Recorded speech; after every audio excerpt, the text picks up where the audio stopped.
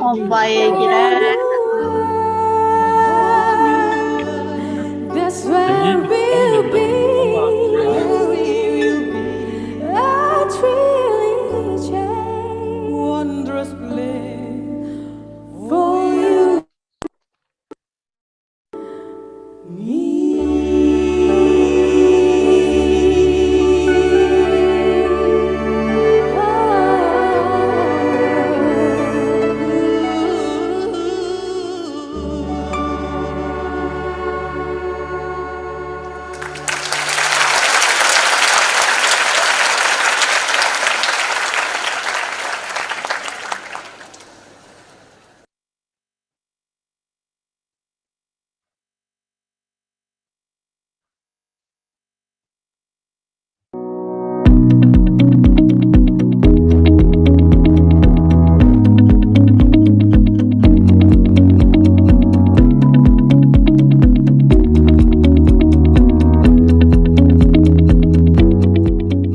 Hey guys, my name is Marius.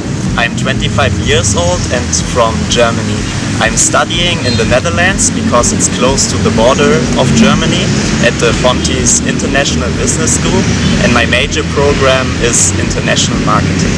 I've chosen the Universitas Airlangga in Surabaya because I think that Indonesia is a really beautiful country. The people are so kind and are always smiling. And I've chosen the Airlangga University because I can combine 14 different faculties and choose the courses that I want to study. It's a huge pleasure for me to be part of the Amerta program.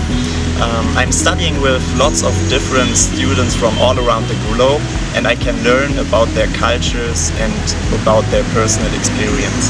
My best experience from the program was the free cultural trip to Yogyakarta. We went there by bus with nearly 80 students and staff from the AGE office, and we visited lots of temples and a water palace that was really huge and was so interesting, and we have learned a lot about the culture and we had lots of fun together. The process of applying for visa here in Indonesia is really hard to do it on your own, but the support of the AGE is really huge in this kind of matter. They are helping you, for example, to go together to the immigration office and to help to extend the visa.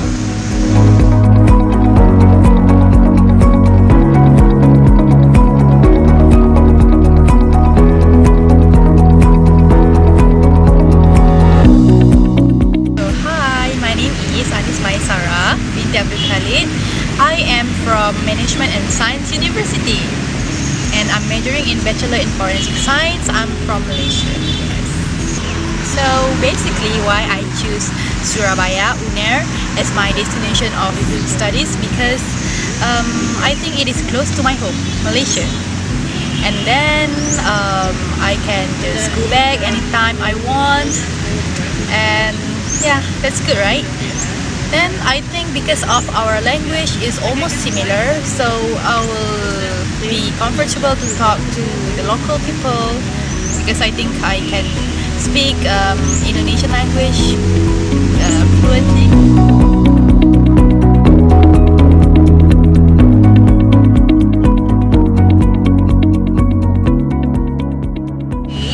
I think Amerta program is perfect because firstly, I love when they provide us a very good meals in every event, like the opening ceremony and for the cultural trip. We are always provided with the good meals, that's why I like it. And now I would like to share my most memorable experience here in UNER is when they brought us to the cultural trip to Yogyakarta. I've never been to Yogyakarta in my life, so it was my first experience in which I like it. I'm very happy. I was excited for it. In Yogyakarta, what I like the most is when they brought us to visit Prambanan, Candi, and yeah, will never forget massive support given by Amerta or AGE team during my very first class here. I mean, like at first we were kind of messed up because we were not given the schedule right on time. But luckily Miss Wilda is here to help us to coordinate our timetable perfectly. Like if we are having miscommunication with the lecturer, Miss Wilda will try to help us to like communicate or get engaged to the lecturer better. That's it.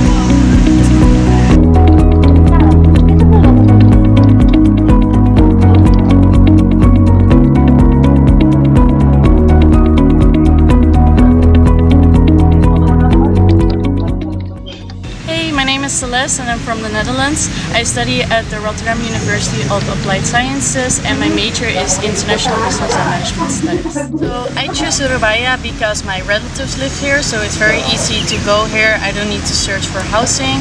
Also, it's a very central point to travel anywhere. And I choose UNAIR University because it's a very good university, one of the best of Indonesia. The student life at UNAIR is very good. They have 3 campuses in total with very good facilities, like they have a lot of food corners, mini markets, places where you can study and also coffee shops. So I really like the campus life here. The most memorable thing and experience here is definitely the Gili Labak trip. It was organized by one of our buddies and yeah, the island was just beautiful, like it was really a paradise and we had so much fun with each other and got to know everyone. So yeah, it was definitely the best experience. HEE gives really good support during the Amerta program. If you have a problem, they will answer like immediately on WhatsApp. Also, we were given like buddies, so yeah, they would like introduce Surabaya, they would go to show you some stuff. Surabaya was really nice, and also visa extension, airport. If you need to search for a house, they will help you with all of that, so that's really good.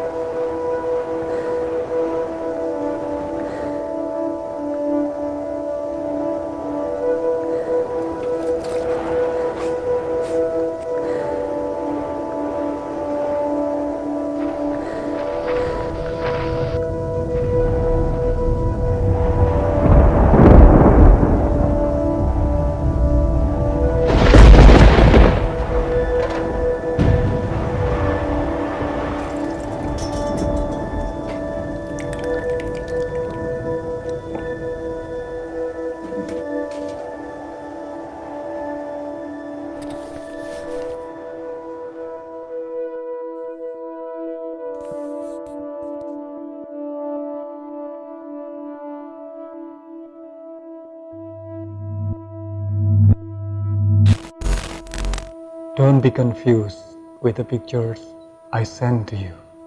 It's Earth, but it's our Earth. But by the time you see this, our Earth will be long gone, replaced by your Earth, horrible Earth. And to you, the future generations, we are deeply sorry about it. So many beautiful things that we have now, and all good things that nature has granted to us that you won't be able to have, to see, you won't be able to touch, Sorry, we have polluted your air for a long time. Sorry for our production and consumption habit bring damage to your earth. Sorry that we can't stop ruining the oceans, the forests, and the soil. Sorry for the carbon dioxide we kept releasing. We see the signs, but we decide to do something else in the name of civilizations. We forget what's good of that if there will be no future. No such thing what to call a civilization. We are sorry for stealing your future. Above all, we are sorry that the whole world can do enough to give you a beautiful and safe planet that you can call home. We feel on our responsibility, but you can still save your future for your children. I give you the seeds, plant them one by one until it clears your earth, your atmosphere, restore the climate. Dear children of the future, you can still save the earth. Don't wait, act now. And once again, we are deeply sorry. Do not repeat our mistake.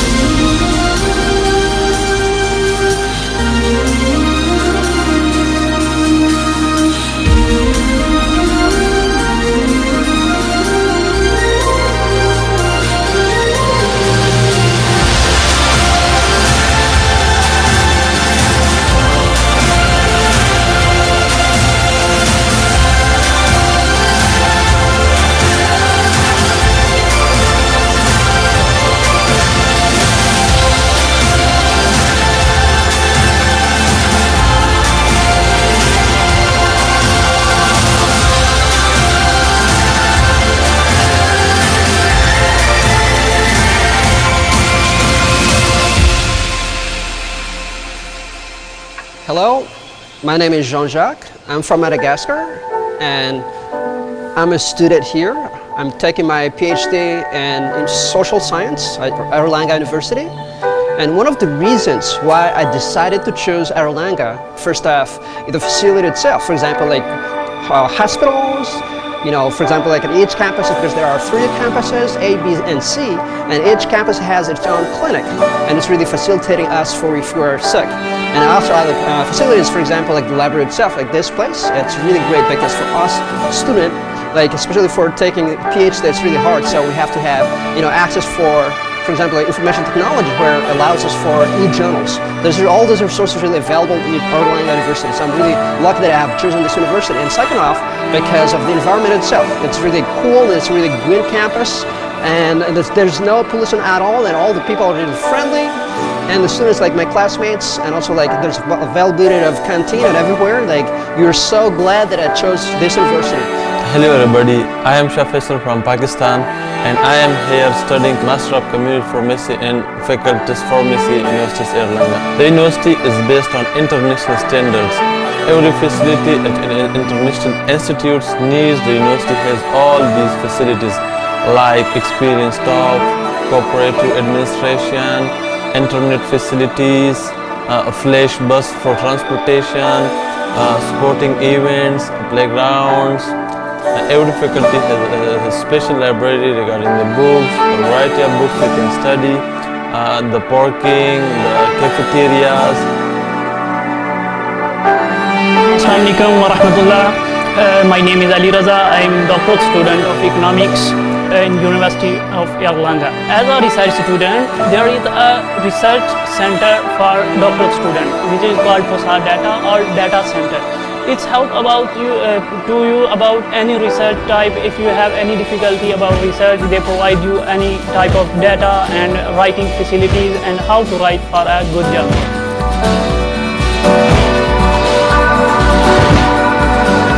Assalamualaikum warahmatullahi wabarakatuh. Universitas Airlangga, with our motto, Excellence with Morality, is determined to produce graduates, researchers, or academics who are not only excellent in their expertise, but also have a great function for people and good significant contribution in improving the welfare of the society. As a public university, Universitas Airlangga is committed to build and strengthen collaboration with institutions around the world through academic activities, research, and community services. Therefore, I would like to invite you all to work together with us through academic partnership for serving all communities. I look forward to welcoming you in Universitas Airlangga in the near future. Thank you.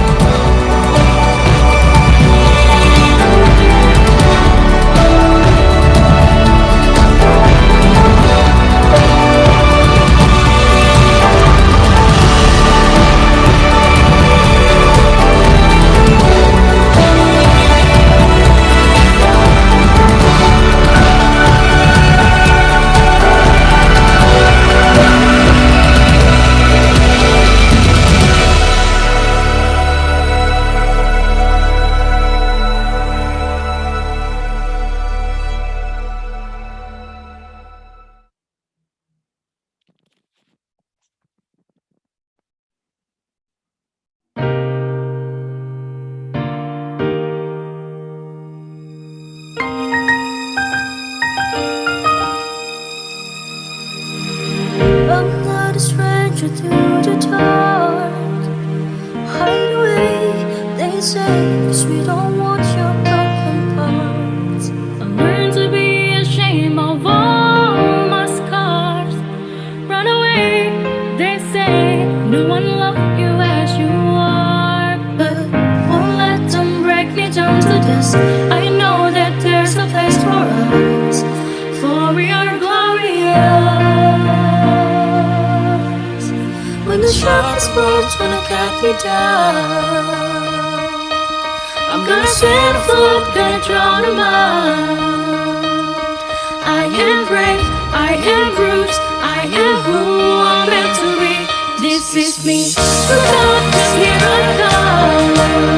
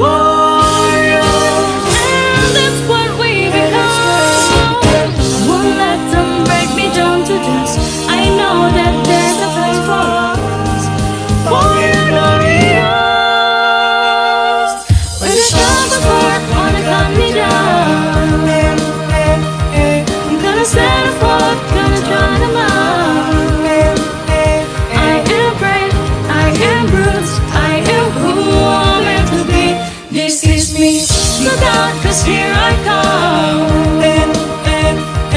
And I'm marching on to the beat I drum. I'm not scared to be seen. I make no apologies. This is me.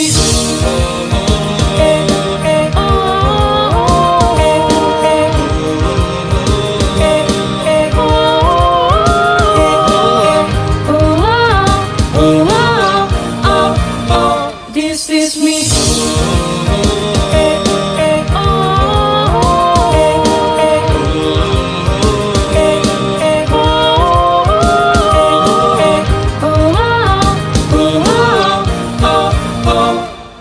When the sharpest words wanna cut me down, I'm gonna set a thought, gonna drown them out. This is brave, this is bruised, this is who I'm meant to be. This is me. Look out, 'cause here I come. And I'm marching on to the beat I drum. I'm not scared to be seen. I make no apologies. This is me.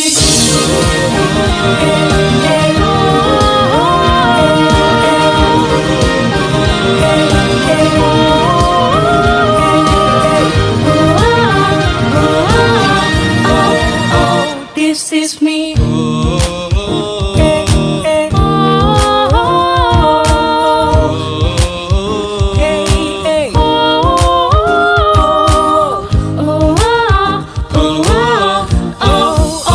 This is me.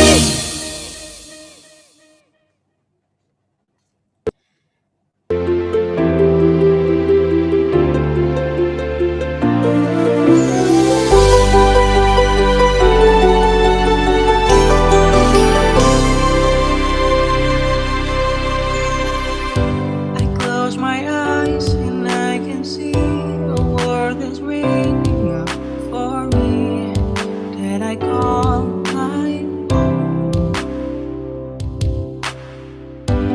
Through the dark, through where no one's been before, but it feels like home. They can say those songs crazy. They can say I lost my mind. I don't care, so call me crazy.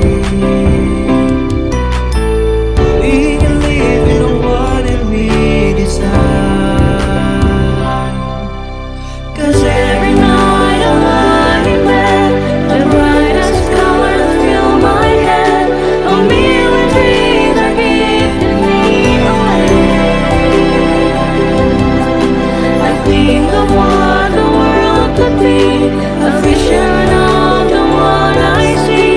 A million dreams is all it's gonna take. A million dreams for the world we're gonna make.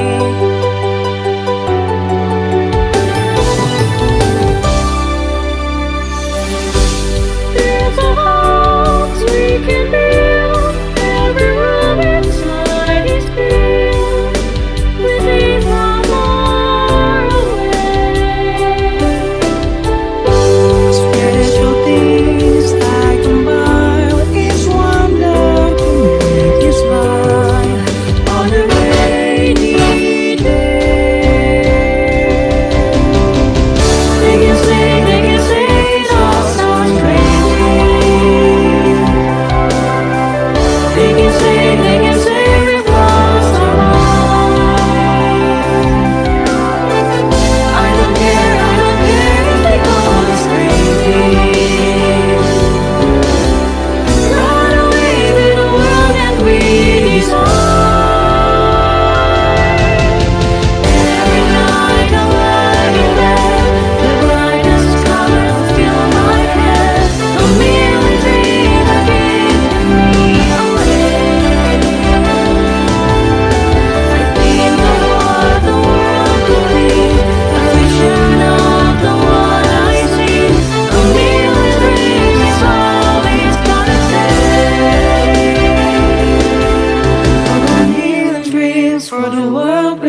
gonna make. However big, however small, let me be part of it all. Share your dreams with me. You may be right, you may be wrong, but see that you bring me along to the world you see. To the world I close my eyes to see. I close my eyes to see. 'Cause every night I lie in bed, the brightest colors fill my head. A million dreams are keeping me awake.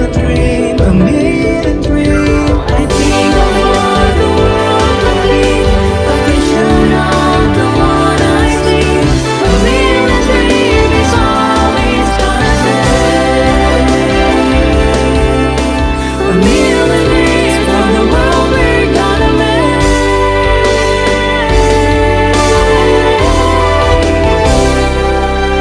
For the world we're gonna make.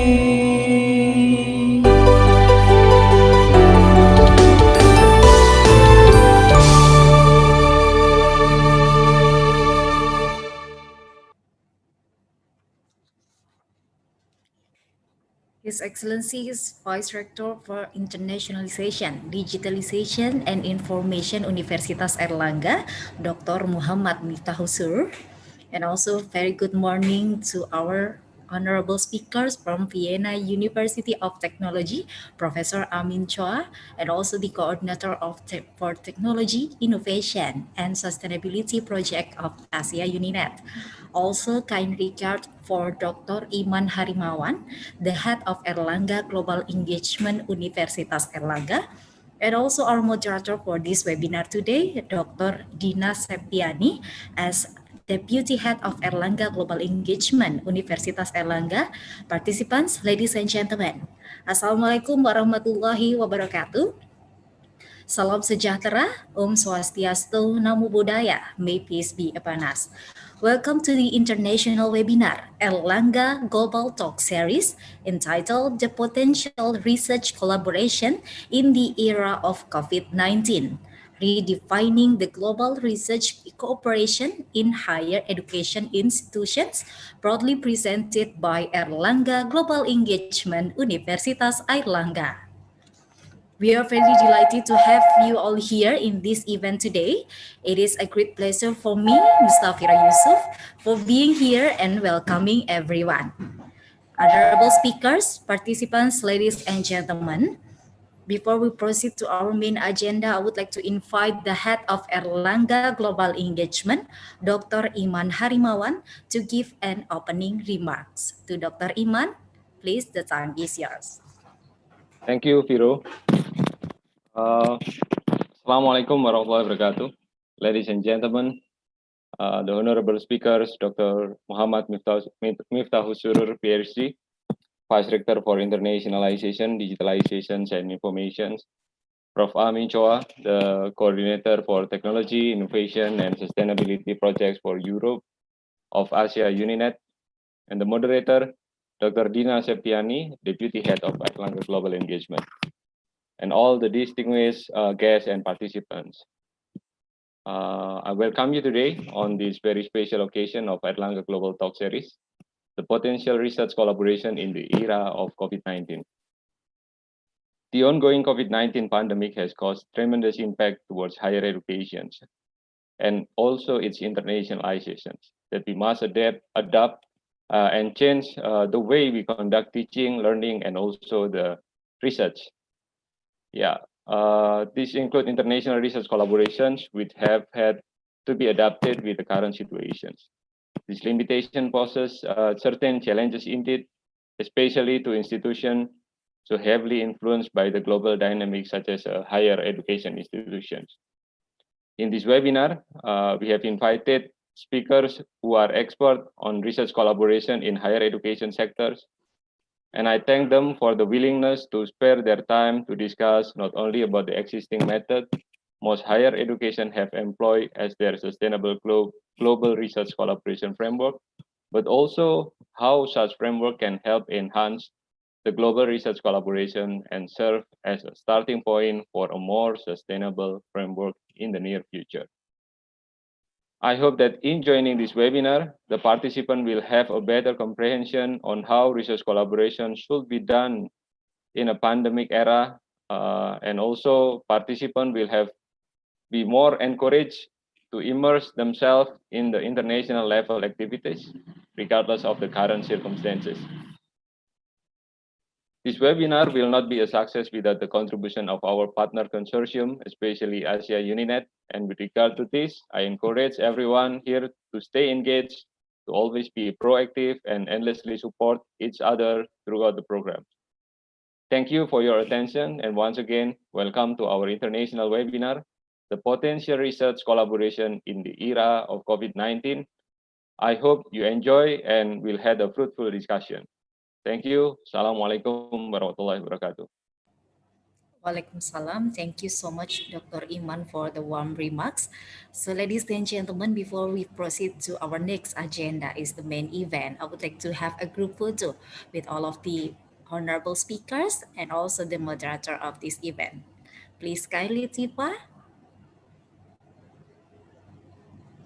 Okay, everyone, can you please look to your camera and stay still for a couple of seconds? I will take the photo twice. For the first one, 1, 2, 3. All right, once more. 1, 2, 3. Thank you. Thank you so much, Tipa, for taking us the picture. Now, we would like to proceed to our main agenda is the international webinar.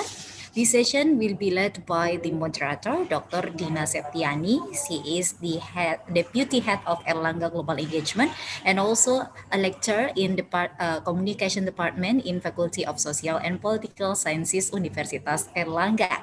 I have the pleasure to hand over the session to Dr. Dina Septiani. Thank you, Viro. Hello, everyone, and welcome to today's session. My name is Dina Septiani, and I will be moderating today's webinar on the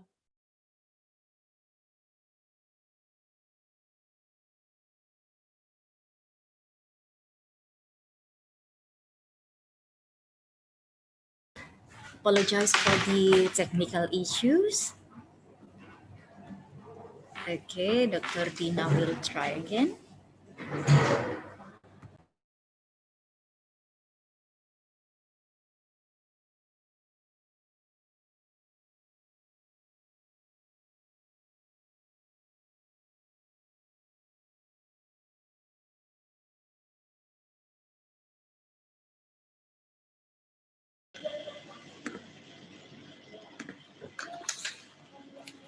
I'm sorry for the technical difficulties. Thank you, Viro, for stalling the time. Hello, everyone, and welcome to today's session. My name is Dina Septiani, and I will be moderating today's webinar on the potential research collaboration in the era of COVID-19. I'd like to introduce today's presenter. We have the first speaker is Dr. Muhammad Miftah Surur, PhD.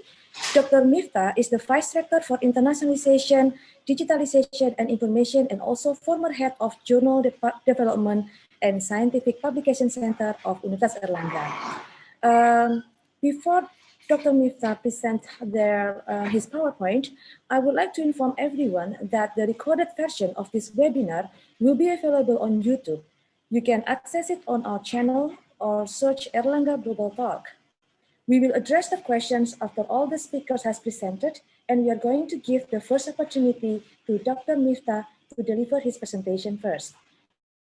We will listen to his presentations on enhancing the global impact of research collaborations with the goal to strengthen cooperation with international higher education partners. And then afterwards, will be continued by Professor Min Choa of Vienna University of Technology. Prof. Choa is the coordinator of technology, innovation, and sustainability projects for Europe of Asia Uninet. The first speaker, Dr. Muhammad Miftah Surur, is currently the head of Helicobacter pylori and Microbiota Study Group in Institute of Tropical Disease, Universitas Airlangga. Apart from being the head of the study group, he is now holding the chair of Vice Rector for Internationalization, Digitalization, and Information of Universitas Airlangga. After chairing the Center of Journal Development and Scientific Publications, Dr. Miftah is also earned his specialist education in internal medicine from Universitas Airlangga back in 2011 and gained his postdoctoral in gastroenterology from Baylor College of Medicine, Texas, United States in 2017. Without further ado, I would like to give the first opportunity for Dr. Miftah to present his presentations.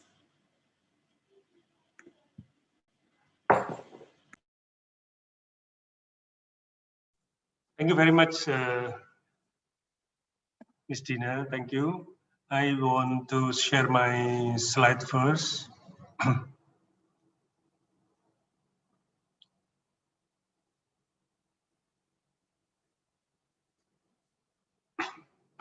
Is my sound and also my slide is catch well in that? It's good, sir.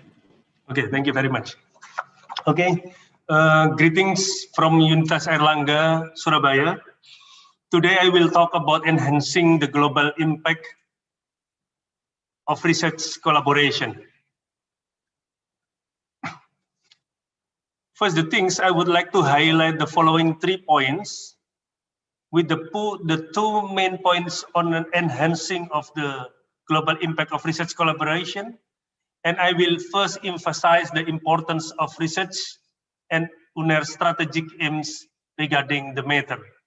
Then I will talk further about enhancing research impact through global research cooperations so that we can discuss about it later. Ladies and gentlemen, as a comprehensive university, Universitas Airlangga is comprised of 14 faculties and 2 schools with a total 173 study programs across different campuses. Our study programs range from medical and health science, life science, technological science, as well as a social and humanity science, with 39,197 students. Universitas Airlangga is supported with 1,930 lecturers per September 2020 and 2,085 administrative staff, and we are truly committed to increasing their well-being. Ladies and gentlemen, to ensure our administration system meets the standard, we have established the Airlangga Integrated Management System, are also known as AIMS. Our quality assurance board monitors the result and performance of all work units through establishing an up-to-date procedures guideline in all areas. Most of the study programs in Universitas Airlangga are accredited A by our national accreditation body. However, we always encourage its faculties to always improve the quality of education by conducting international accreditation as well. We have also have several numbers of international accreditation already, such as IWA, Malcolm Aldrich, and also Malcolm Baldrige, and also ISO. So based on the KIES University rank in 2020 among esteemed university in the world, UNER rank is 521 to 530 worldwide, and also 171. And only just today I received the news that we already entered in 120, around 120 in Asia. Whereas in Indonesia, Universitas Airlangga is considered as number 4 in addition of to our subject, medicine, and also business and management studies are ranked in 551 to 600 and 451 to 500 respectively in the world. These are a reflection of our continuous endeavor to strive for quality improvement. Moreover, 4 times higher education impact ranking, Universitas Airlangga has been ranked in 301 until 400 in the world.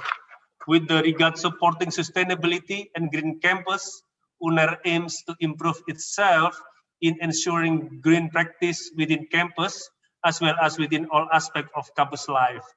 And at the moment, UNER is ranked 255 in Universitas Indonesia's green metric. Ladies and gentlemen, recently Universitas Airlangga has a vast network of partnership on both national and international levels, as well as global consortiums. And on international level, our active partnerships are comprised of more 200 of partnership globally. For its globally network, Universitas Airlangga is involved in several collaborations, and the partnership take many forms, such as human resource recruitment, joint research, students, lecturer and staff exchange, double degree, and also many other forms of mutual collaboration. And now, in order to enhance those existing partnerships, the first important step is redefining of the global research cooperations in higher education institutions is to understand the importance of research itself, the urgency for research collaboration, as well as defining our aim. In general, we do believe that both teaching and learning are still the heart of our everyday decision and actions. Therefore, it's necessary to ensure that the teaching learning process in the university is managed and conducted in accordance with the international standards of education.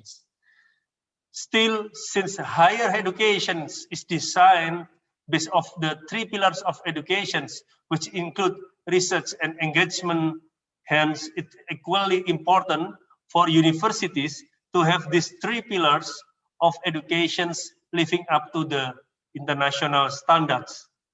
In order to support that, it is crucial that every available human resource of the universities can contribute as well as being equally exposed.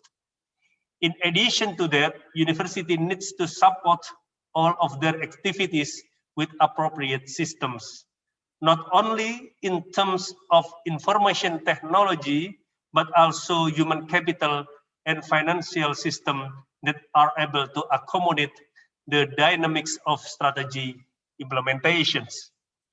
Among these, we will focus on presentations of research activities in which we expect to be able to enlarge its impacts through consortium involvement. And before we delve deeper into how to design our strategic aim as well as how to enlarge the impacts of consortium in research collaborations, we first need to understand the role of research in Indonesia's development.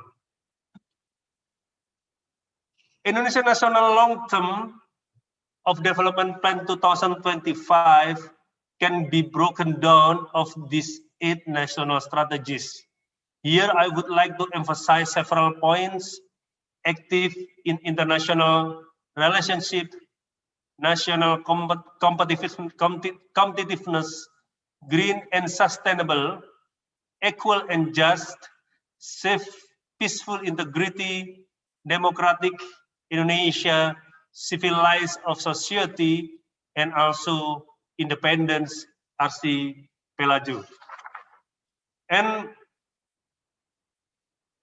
then, of course, how research can contribute to the achievement with these 3 pillars. Of course, the 3 pillars of education that we are now specifically aiming for the strategic directions. In the face of pandemic, in particular, the safe, peaceful, and integrity points become an urgency. And here, research plays of important roles as also contributors that the way we academic scholars alike conduct our research will have an interdependent relationships with how the national research policy is being formulated.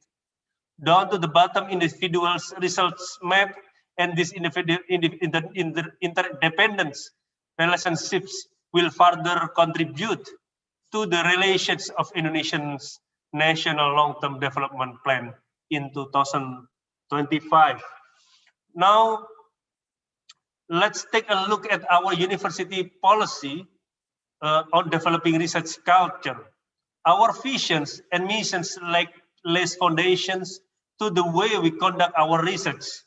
And one of our missions is to carry our basic research, applied research, and also innovative policy research with world-class excellence based on nationalisms and also moral values to support the development of educations as well as to conduct community services.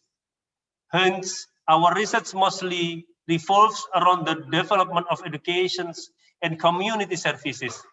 We take a great pride in building a research culture which is multidisciplinary in terms of its applications and interdependence. Our research is mostly devoted to the expertise of three different branches of science, namely health science, natural science, and social science. And on the next slide, carrying such visions of missions with such specific yet pliant research culture, UNER research emphasized to the following sectors, including food and agriculture, medical drugs, communications and information technology, advanced materials, maritime disaster management, and also social humanities. And in supporting these research activities, UNER has several faculties, including research center and research institute, hospital, which become the referee hospital for COVID-19 cases, even animal center. However, due to the pandemic, some of these facilities had to be shut down temporarily, and we are refocusing of our research on review and meta-analysis, which doesn't require research to go to the lab in order to collect samples. And as you see here, some of researchers of the breed multidisciplinary and interdependent research culture where of the head basic science intersect with other base of the other branch of the science. So, ladies and gentlemen, I want to show the example of our research that recently to become mostly about review and also meta-analysis. And this is the they choose the community psychosocial burden during COVID-19 pandemic in Indonesia, and also they some researcher try to find this factor for psychological impact and social stigma among people facing COVID-19. And it is a review that the use that dates against COVID-19 based on effectiveness or religion. Ladies and gentlemen, of course, therefore, UNER research strategy can be explained in the following terms. So, in terms basic research, in terms of both basic and applied research, I mean there is a growing need for international publications with basic research. This need grow alongside the need to enlarge research impact and followed by the need to seek global funding of research grant. Thus, research collaboration in this field is very much focused on the accommodating the research with a proper scheme for global funding of research grant. And with applied research, the increasing needs for international publications gives way to be the need for international acknowledge and also or adapted idea, and in this in turn requires international patience. Therefore, the research collaboration strategy revolves around the idea of facilitating research with the international patent. And last but not least, of course, innovation. The recent innovations have built the increased number of patents, and the research collaboration is seen a strategy to pave ways to increase global industries linkage. To give some perspective, in the following themes are illustration of how research funding is being conducted globally, and therefore there is the review paper theme with large-scale paper reviews involving at least one high-tier publications. Then there is the research partner theme, which mostly conducted by higher education institutions around the world, since it is one of the most accessible. This theme includes partnering universities who provide funding for ongoing international partnership research and or joint publication. This third theme is the mandate research. We call it mandate research, which is available annually at least 5 international publications. And then the highest rank theme is the excellence research theme, which requires at least 10 international publications. Having learned all of this international theme of research funding, which currently available, global research cooperations, I think, become more important than ever, and not to mention the current physical limitations exacerbated by the pandemic has propelled us to reshape the way we conduct both research and global cooperations. It changed the world so much that it requires us to redefine global research cooperations in higher education institutions. First, consortium. We will discuss in detail about the role of consortium in research as well as examining its impact. And secondly, of course, international office, which serve as a global research cooperations enhancer more than ever now amidst the pandemic. Of course, the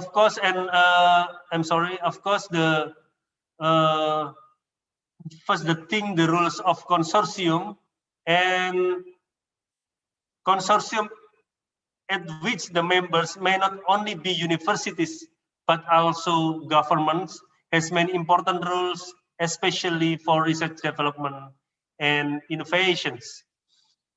And also being in consortium might enable universities to better map research strengths at the beginning, or as the consortium evolves with the prescribed timeline, there will be as need to the map of the strengths of each member, as it is important to understand which universities can contribute more on particular fields.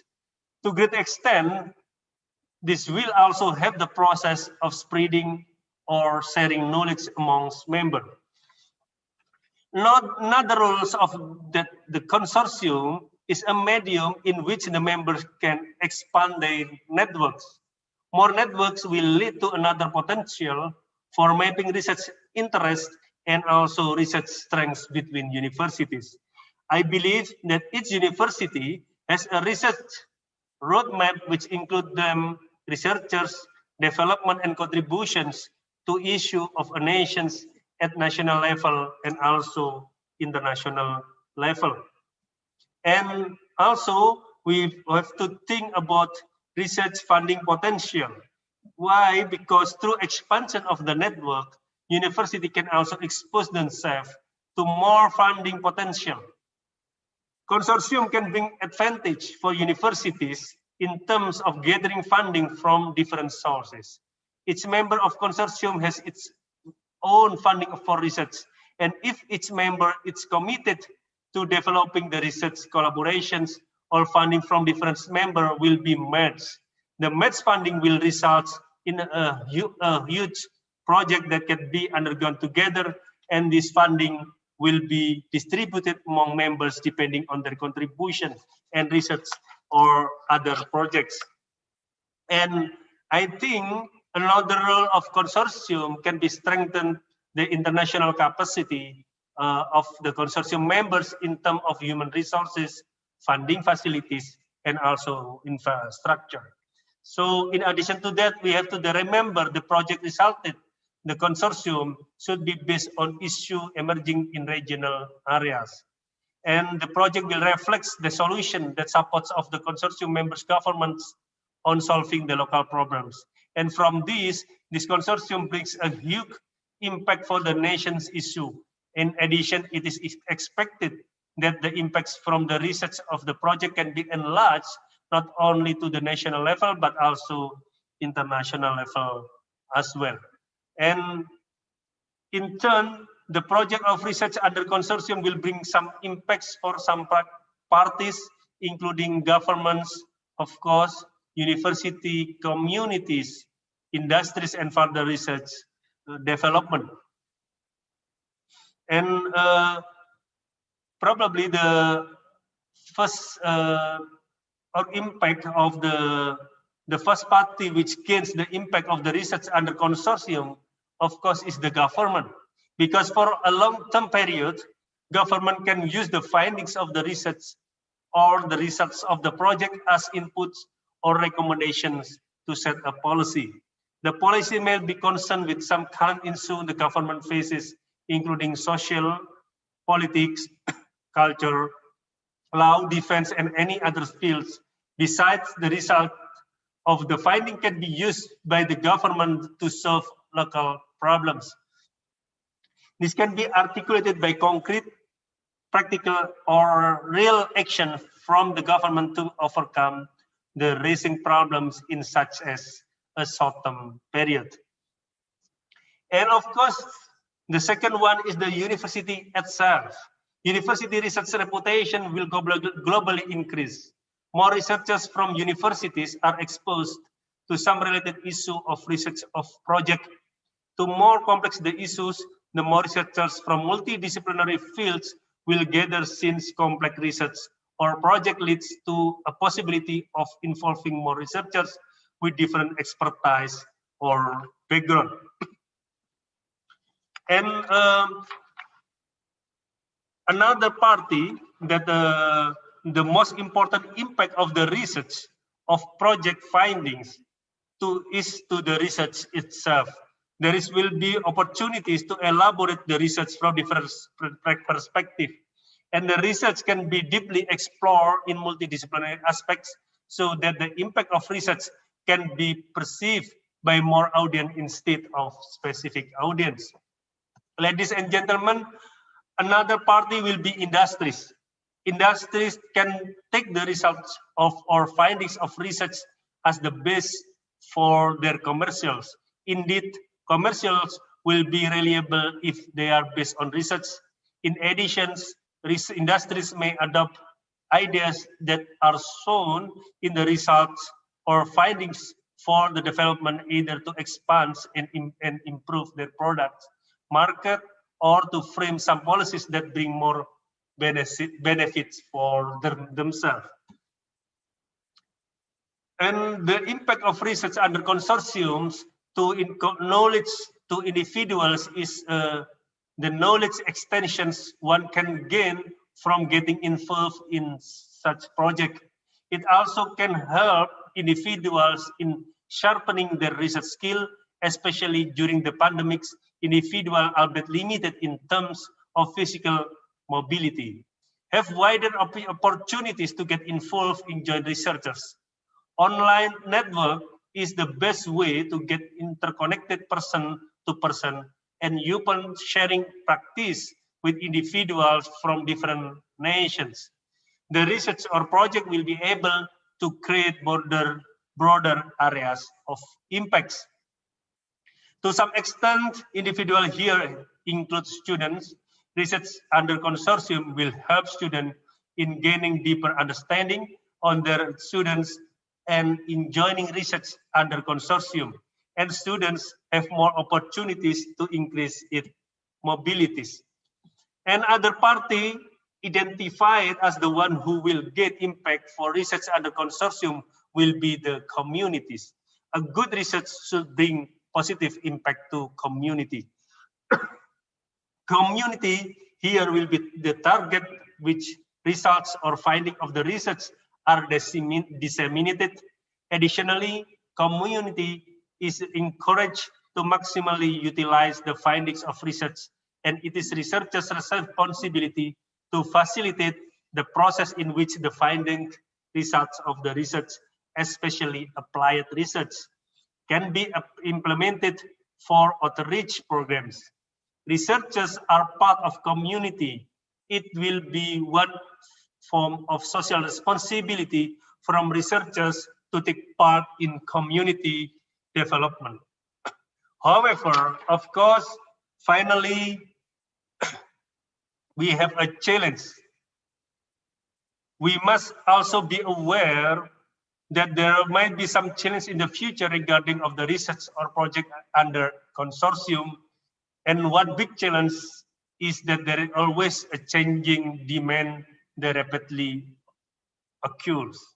The demand which may come from external policies, parties include how research is ideally conducted or what research themes need to be prioritized, or whether research is conducted for some emerging issues or for completing some policies.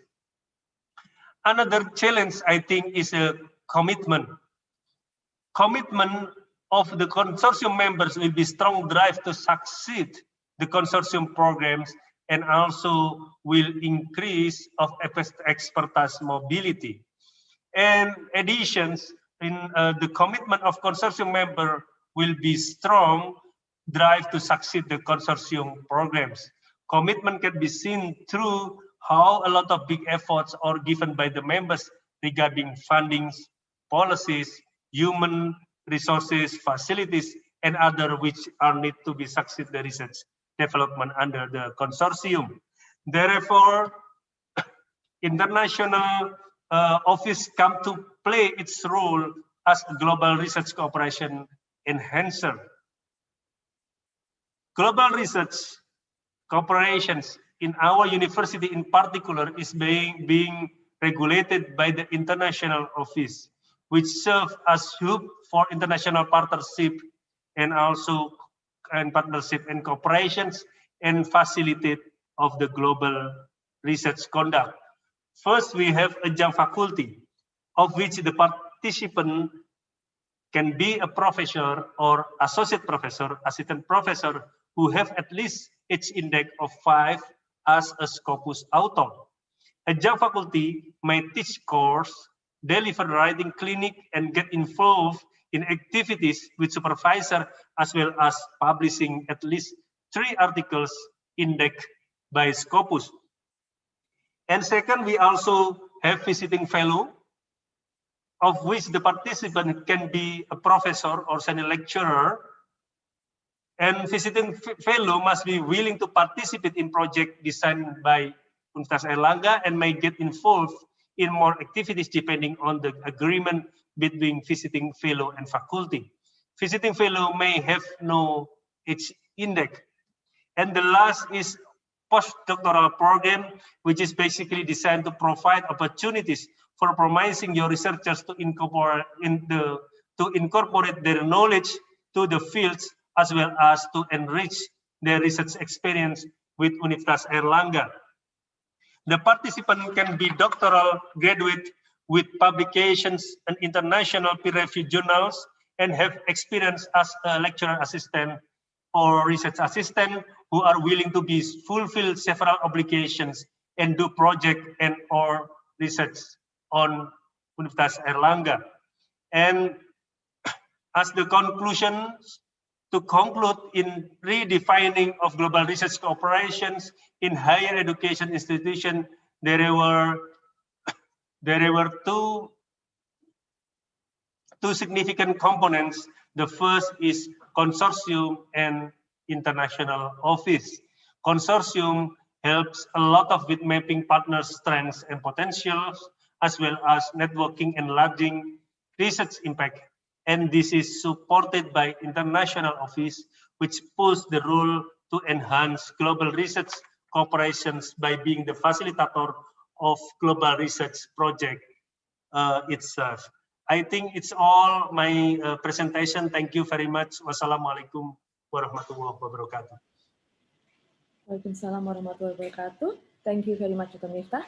For those of you who just joining us, welcome. A recorded version of this webinar is available on YouTube by searching Airlangga Global Talk. Because we love to hear from you, you can also drop your questions at the Q&A box.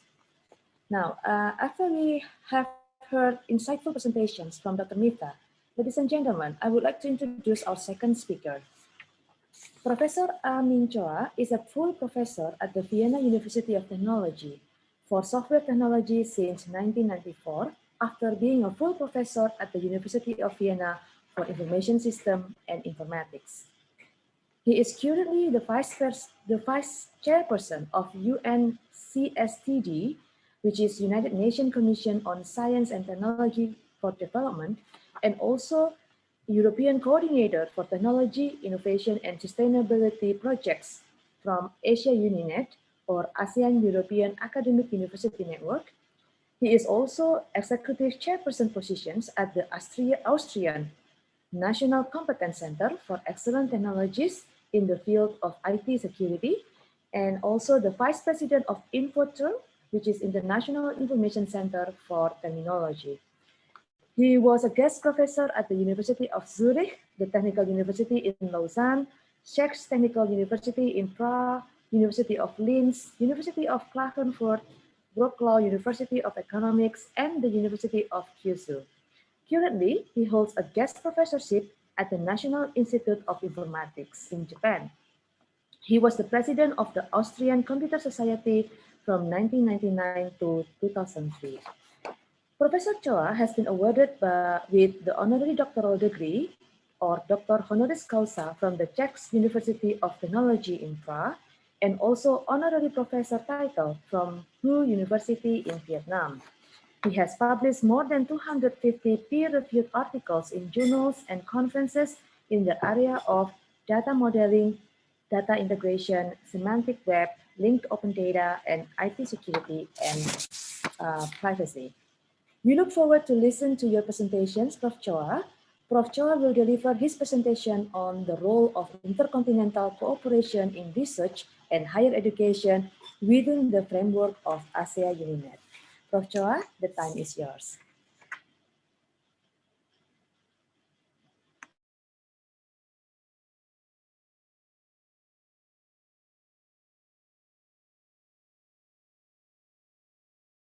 Thank you very much for the introduction and for the invitation to be at this webinar. I am very delighted to be here.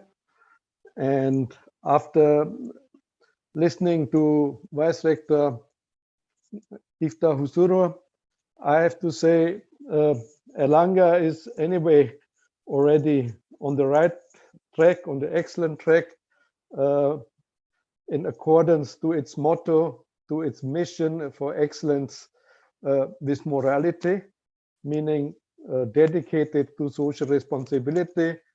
And as a comprehensive university, I think interdisciplinarity is part of the working atmosphere of this university.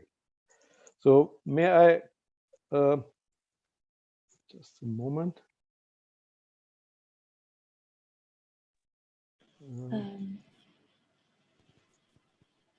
Yes, Prof. Choa, do you need help? Yes, just a moment. Are you conducting the slides or me? I don't know. No, I think it's you.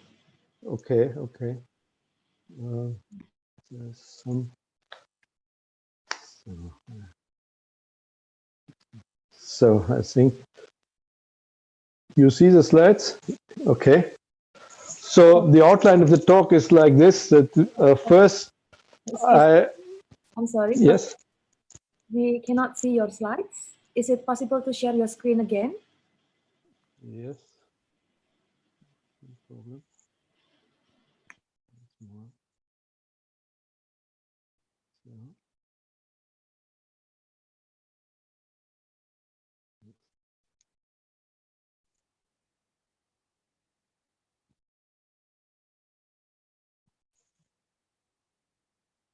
So do you see the slides now? Not yet, but we can also operate the slides from here if you like. Okay, then. Okay. Our staff will operating the slides. All right. So you can hear me, or? Okay. So the outline of my talk is just to give you a more optimistic view about COVID-19 and give some considerations on the impact of the pandemics on research at universities. And at next, what in my opinion is most important is to have sharing of data in the sense of open data as a requirement for collaboration. And after pointing out, focusing on these two aspects, I will go to Asia Uninet as a role model for this kind of collaboration between two continents. And if some time is left, I want to speak about a Digital Humanities Manifesto, or perhaps the continuation to a interdisciplinary humanities manifesto for such a university like Airlangga or also other universities, and then go to the conclusion. Next slide, please. Next slide, please. Yeah. So just to give one example, we had just last week a conference, a very distinguished conference, the International Conference on Conceptual Modeling. It is the 39th international conference for this. And due to Corona, this conference couldn't be organized in the way we normally organize conferences, but it should be done remotely. But there's one advantage out of this. Out of this, what we did is this conference can be attended for free for everybody around the world. And this has a huge impact because we have more than 600 participants at this conference from all over the world entering this conference without any fee. Normally, we have something like 300, 400 paying participants. But this time we have, so the audience of the 40, 45 speakers and many attendants from the outside, from South America, from Africa, from Asia, who would never attend this kind of conference. So there was a free registration. So we can also see that COVID has some impacts which are quite surprising and which have some real advantage in some way. Yeah. But so next slide, please. So another thing is just 2 weeks ago, MIT announced this paper, which is really interesting and is now studied by many of our colleagues around Europe. The COVID-19 artificial intelligence diagnosis using cuff recordings. This sounds quite strange. Through cuff recordings, through cuff balanced recording, one could distinguish between people infected with corona or without corona, even for those who has no symptoms, asymptomatic one. And this with a significance and probability of more than 98%. Next slide, please. So what they have done is they have created an artificial intelligence pre-screening test that discriminates 98.5% COVID-19 positives from a forced cuff recording, including the 100% with asymptotics. And this is not just a fantasy paper. This is peer-reviewed. It is an MIT paper. And the nice thing is we see we have innovation on the one hand side, as pointed out by Vice Rector Miftah Husura, and also cooperation, because the next step would be to improve the tool, including participation of universities, not only in the US, but also in Guadalajara, in Mexico, in Italy, etc. And at the end, the aim would be to implement an app on your smartphones, which could detect in an easy way if you are infected or not. It sounds crazy, but looking to the data of this paper, it is, I think, quite convincing. So, and now just to see what is the driving force of this top-notch scientist of MIT to do such research. So I cite here. So the availability of COVID-19 tests worldwide is far from evenly distributed. Even where there is enough money, many African health authorities are unable to obtain the supplies needed as geopolitically powerful countries mobilize economic, political, and strategic power to procure stocks for their populations. This pre-screening tool has the potential to bring large-scale detection to areas of the world where testing is too expensive or logistically complex, essentially to halt the spread of the disease worldwide. So the real impetus to do this kind of research is to serve humanity. And people from the different disciplines work together and work now internationally together to deliver such an app. Whether it will be successful or not, we see something very, very interesting, that scientists are very driven to solve problems relevant for humanity.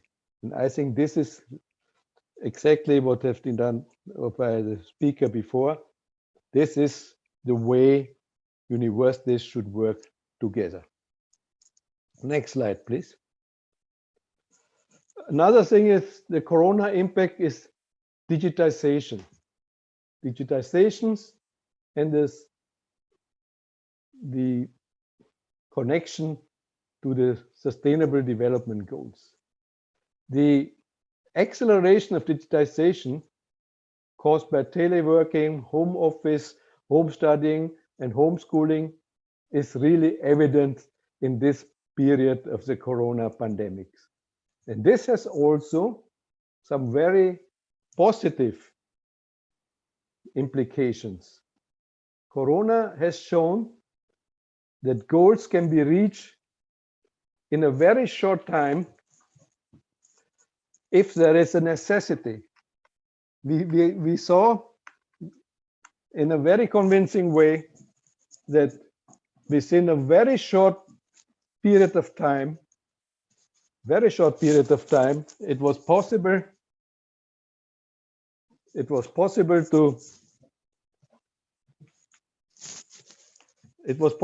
to organize homeschooling, home office, even universities, examinations, etc., could be in a way which was not imaginable 1 year ago.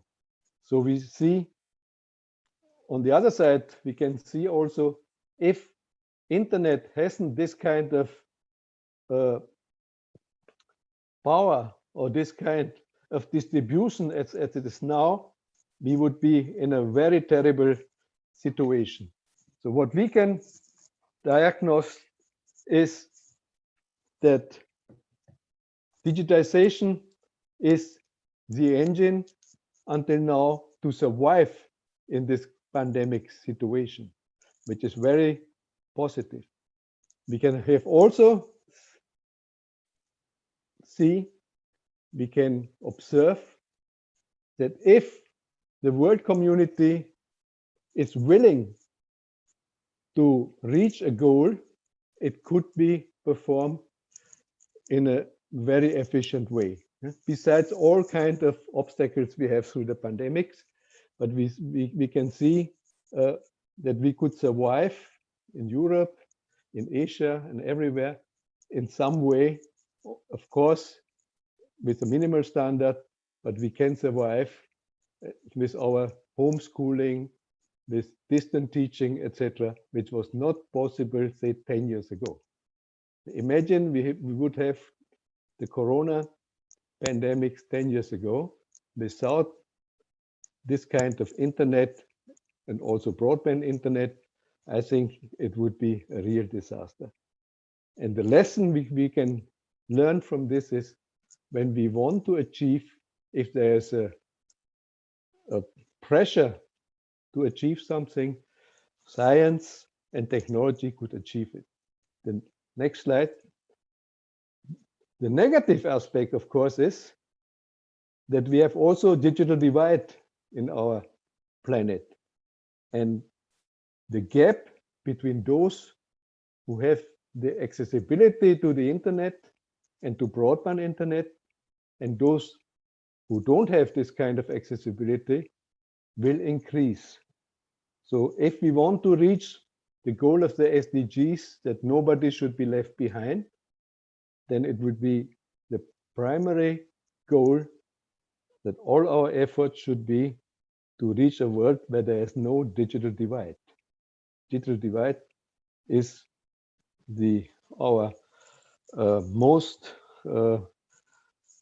largest hindrance for civilization in these corona times. And those who are left behind will be left even more behind because we will accelerate our development, and those who are not in the connected will have a very difficult time, especially if we think about education, primary education, etc. And the lesson is, so if we work together as a world community in technology to strive the goals, we can strive it. The corona pandemic has shown it. And now we have to think about, there are so many SDG goals, the 17th. So speaking about environment, speaking about living in the sea, speaking about our combat against hunger, etc. So if we are concentrating on this and we know we want to strike this, we could do it. But of course, there must be a will, and also, and the universities are in the forefront of this endeavor. So speaking now about university, I just want to put one thing in the center of our talk here, and this is open data. I think knowing that digitalization is the engine for the development, both in the corona pandemics, but also to strive the all other SDG goals, primarily now in the corona times. There's one thing which is very important for research is the exchange of data, to have access to the right data as a basic requirement for research collaboration. Next slide, please. Next slide, please.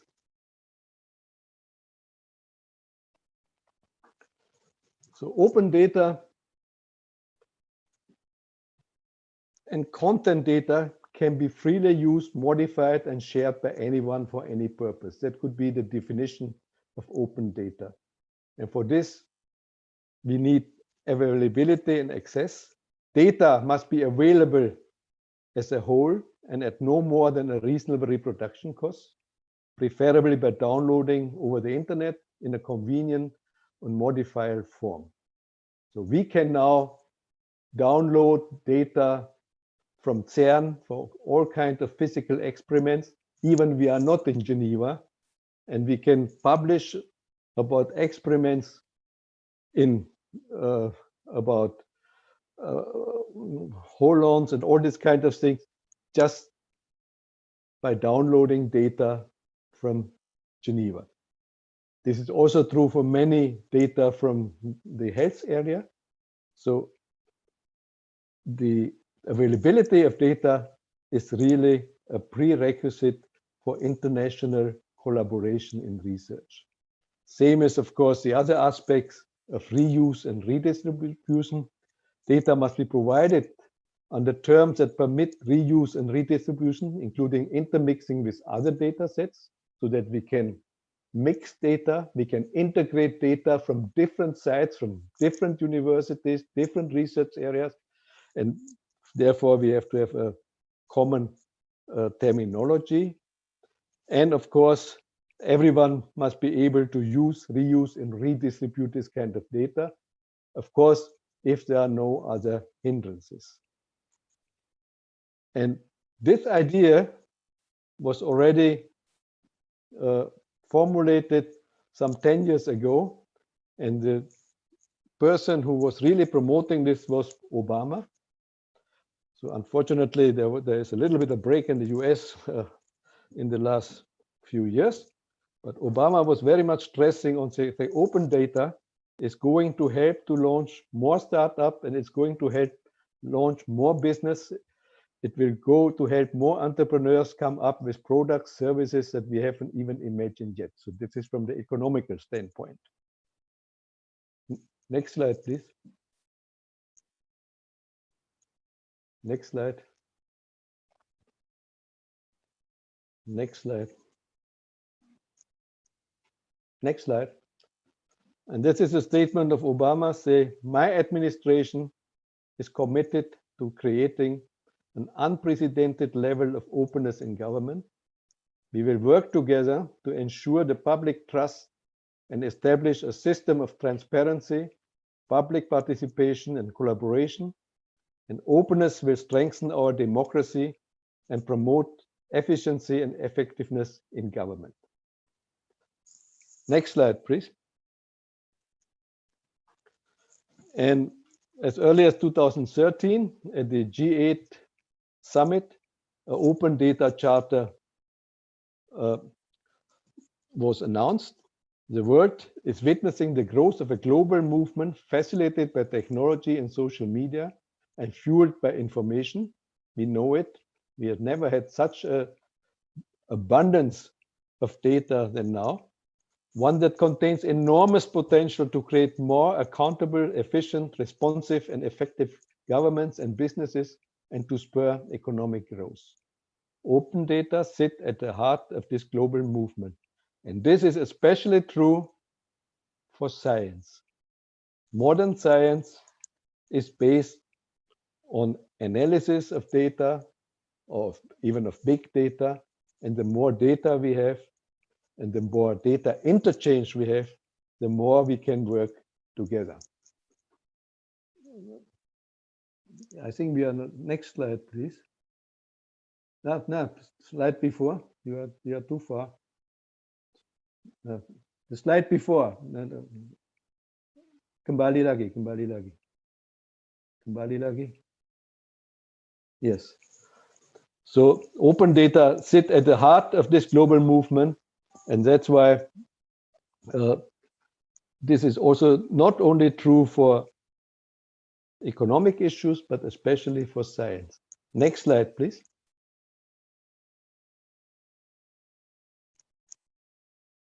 Next slide. Yeah.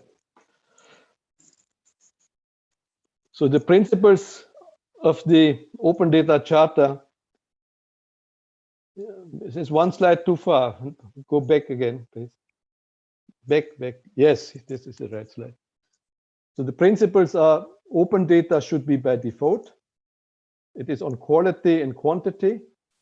It should be usable by all, and should release data for improved governance and releasing data for innovation. Next slide, please. And out of this, principles were defined. The first principle defined by the head of states and afterwards by the governments was the FAIR principle, which means findable, accessible, interoperable, and reusable. Next slide, please. And fairable would mean that metadata are assigned globally unique and eternally persistent. Data are described with rich metadata and is searchable specified by data identifier. So we can always find the data, know where is the data, where is the identifier. For those of you who are publishing, we know we have ORCID, for example. With ORCID, we know exactly there's an identifier of an article, of a person. Everything is findable. This should also be accessible and interoperable.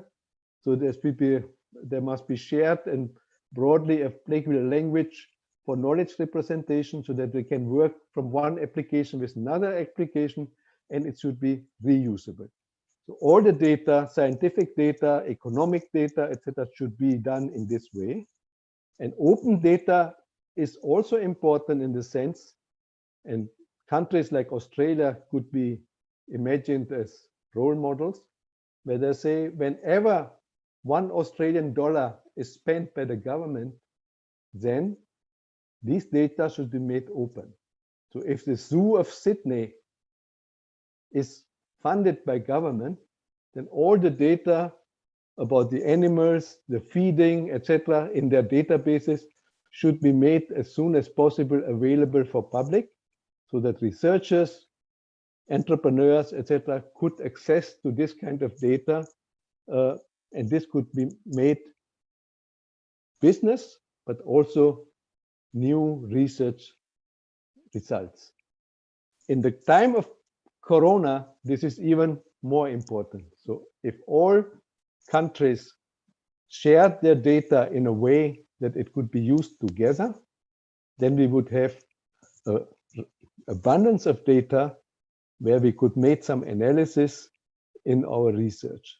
This is also true for other disciplines where traveling is not so easy now. So if we can access to the data from other universities, then it would be easier to work, even we cannot travel together. Next, please.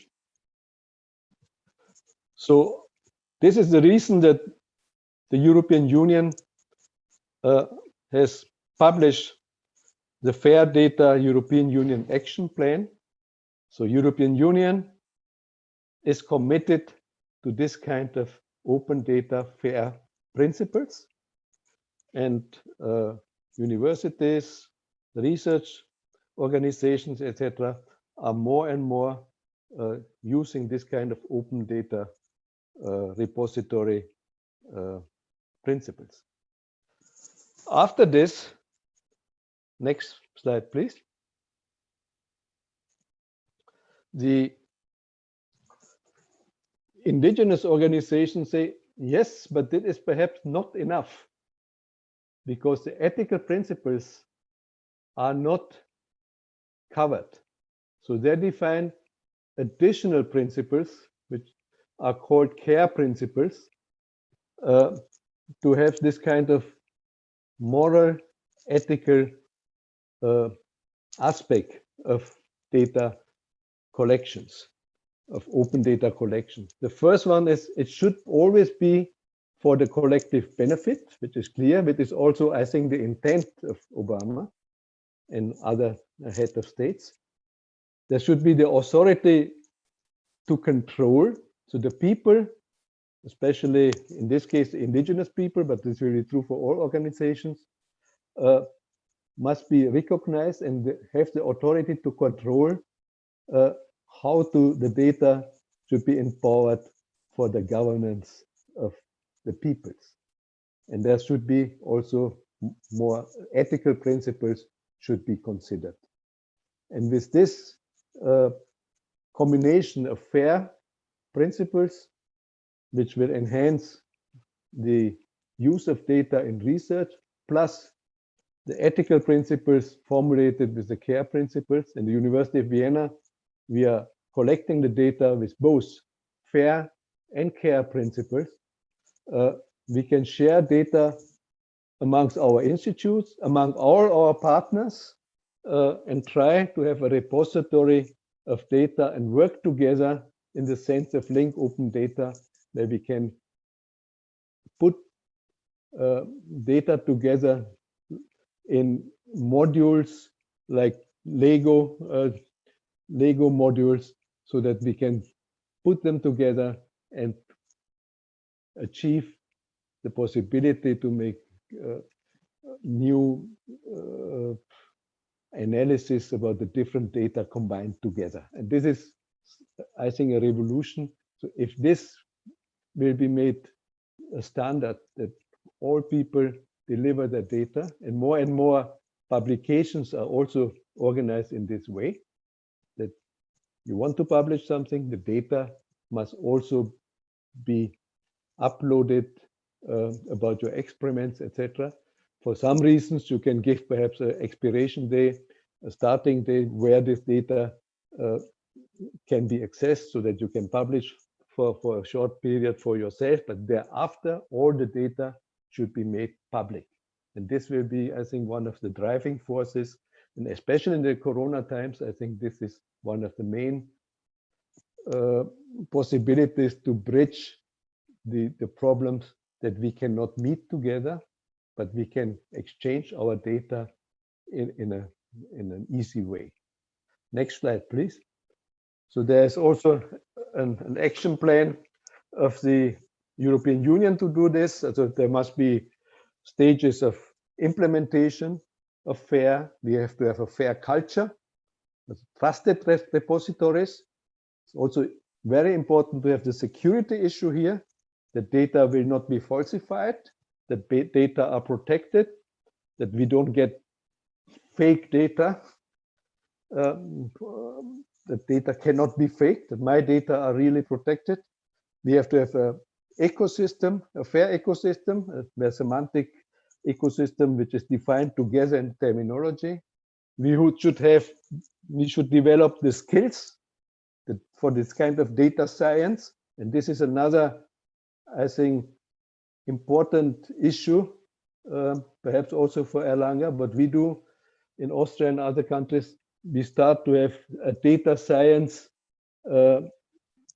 master degrees for bachelors from all disciplines, so that they can enhance their knowledge on data science and work for their particular disciplines further, knowing how to deal with kind of this data. We have it since 2 years, and at our university, the enthusiasm to be part of this data science, to inscribe the data science master, is tremendous. So, and of course, there must be, as the last stages of the European Union, incentives.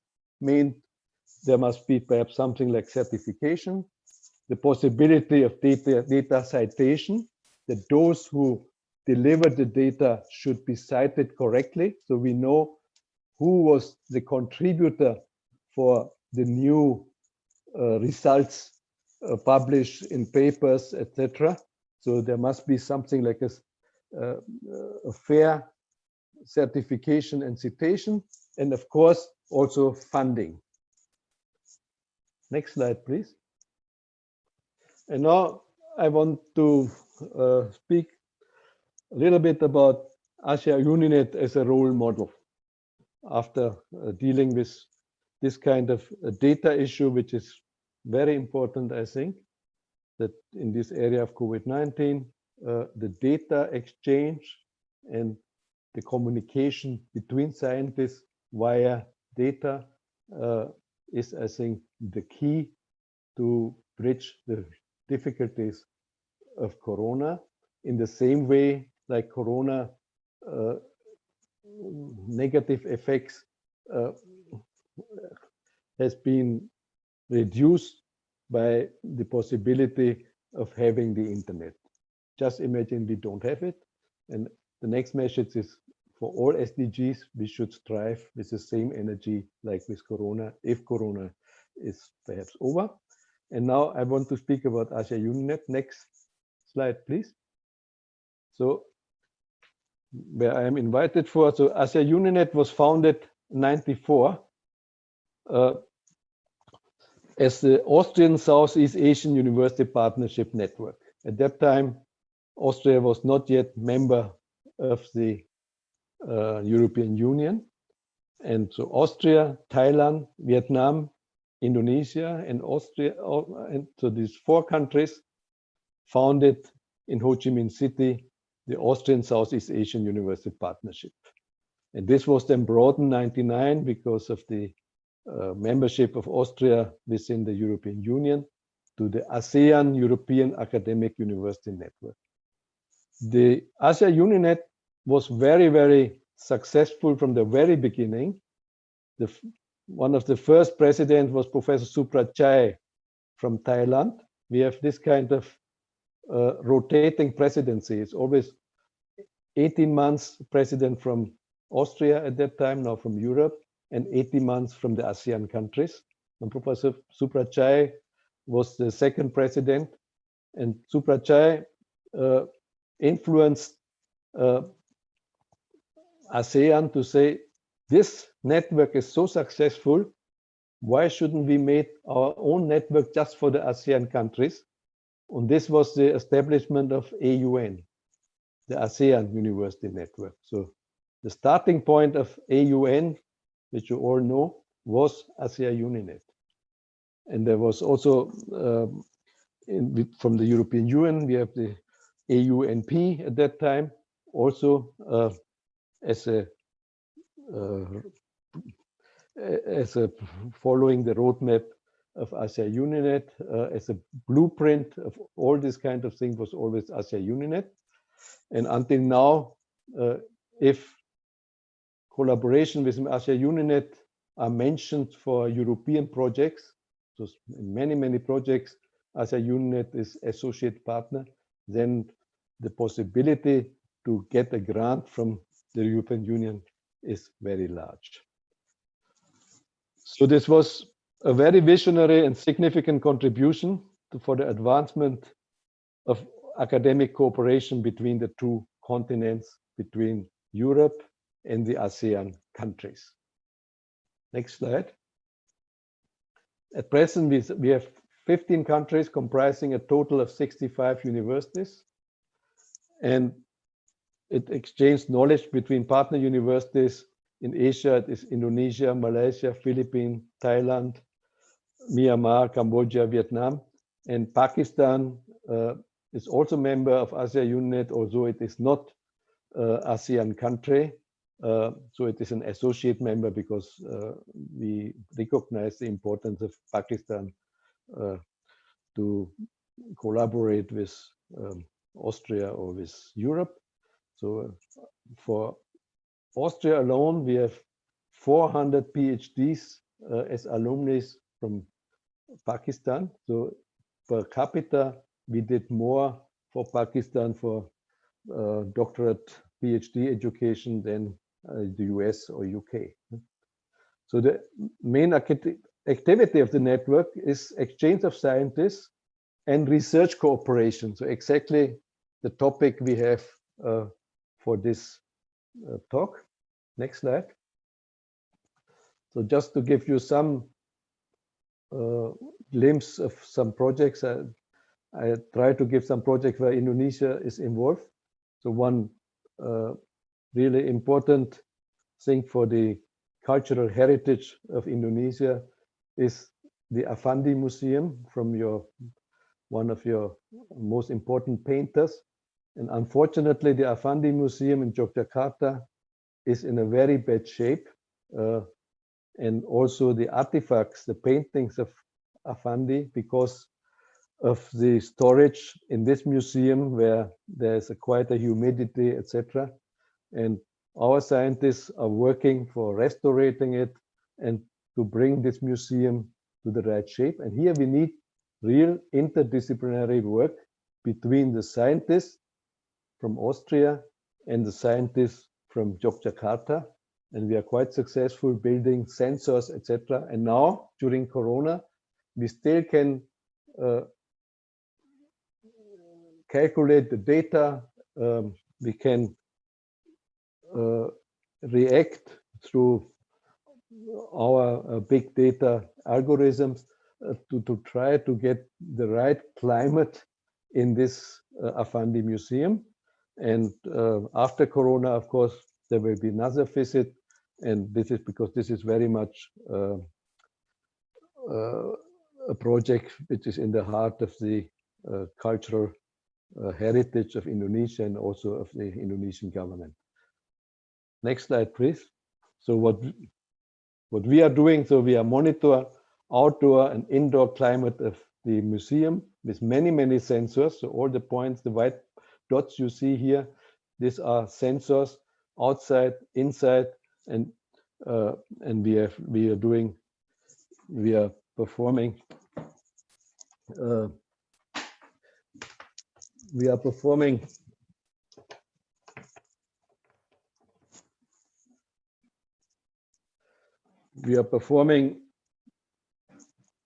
the data mining of all this data, and we are in direct contact with the collaborators, both from the Gadjah Mada University and from the EC institution in Yogyakarta. Next slide, please. So we have already findings from the projects. So all the projects I show here are projects of 2019. So the temperature under the roof is following the outdoor condition and doesn't strike the indoor comfort in essential way. But under the roof, there's a lack of air circulation, and this must be improved now. And a follow-up project 2020 will work on this. And if Corona, because of Corona, this is not possible, we can still, because we are in close contact with the people in Yogyakarta, observe the renovation of this museum, which is a national treasure of Indonesia. So there are the monitoring, etc. So this is now done and is also published. So the project results are very convincing. The monitoring data is the base for further research and provides teaching material also to the project partners. And now even because of this, for the first time in Indonesia, there will be the definition of a curriculum for a master's degree in restoration of art and architecture. And this will also be submitted as a European project.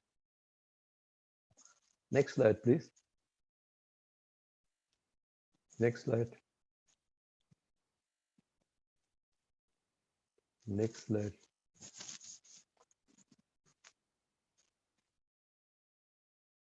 So the next project is a different project. Again, has to do with humanities. It is the use of data analysis again for ethnomusicology data. And there was a strategic workshop with the university in Thailand, with the Mahidol University, and also with the participation of Indonesian scientists.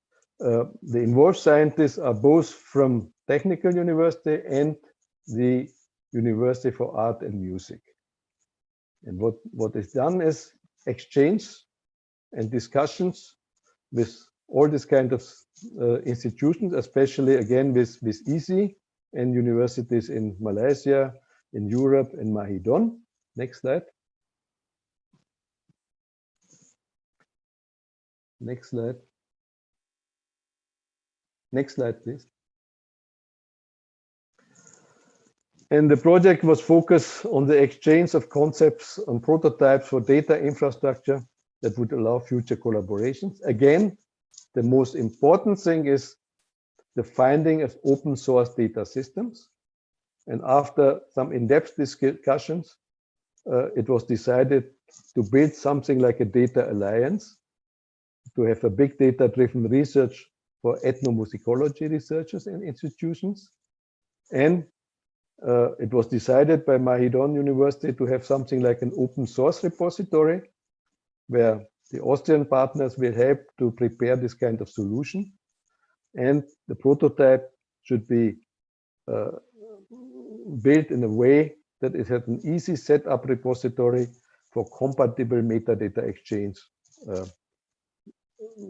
so that data from Indonesia, from Thailand, from Myanmar, from Austria could be put together for further analysis. Next slide, please.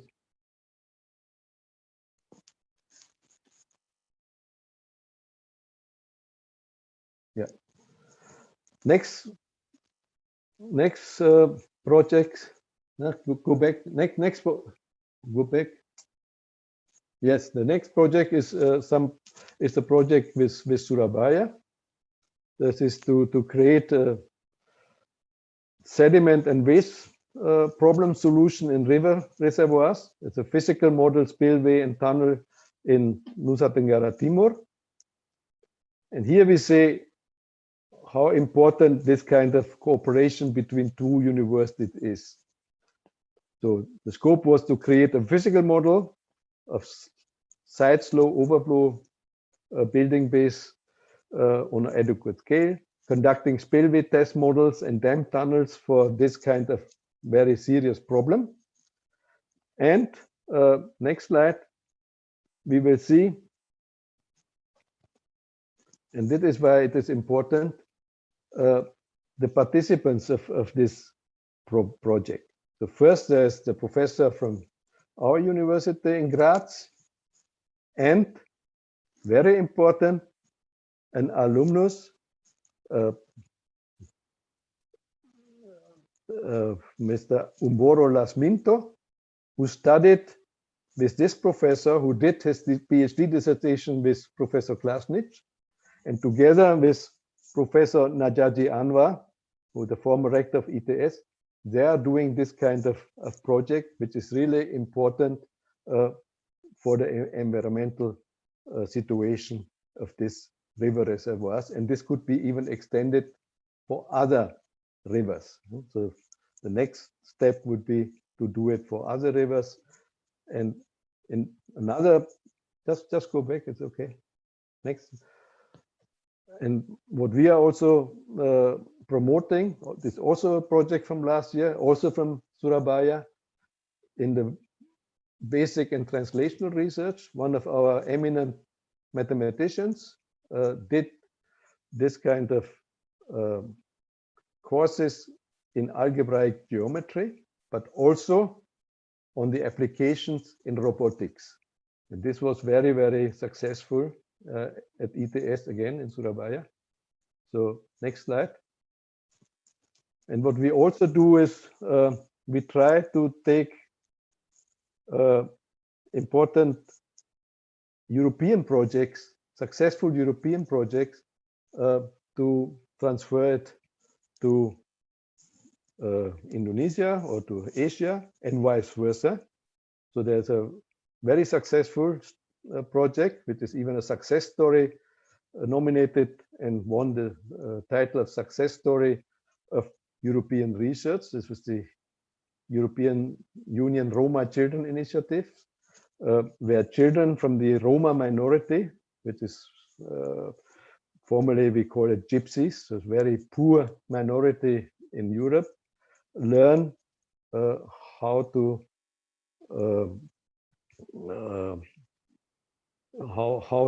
cope with computational learning, how to cope with hygienic, how to cope with English, etc. And this was very successful. Next slide, you see. Next slide. Next slide, you see how poor these people are. In some way, there are 7 million people. It's not so known in other countries. 7 million people in Eastern Europe, Romania, Bulgaria, Slovakia, 7 million people who live in conditions which is sometimes like in Ethiopia or Eritrea. And for these people, this project was done. And part of this project, which is also used in our schools now, is now even transferred by ITB Bandung for communities in Java, but also in northern Sumatra, in the Toba area. So this was important, and we can see here, and there was also some as a UNINET Indonesian students, PhDs involved in this, is why they do it. Again, they do it because they want to have some social responsible projects. So to increase the digital literacy for the youngsters in Europe, or in this case also for Indonesia. So to close this, I want to bring next slide.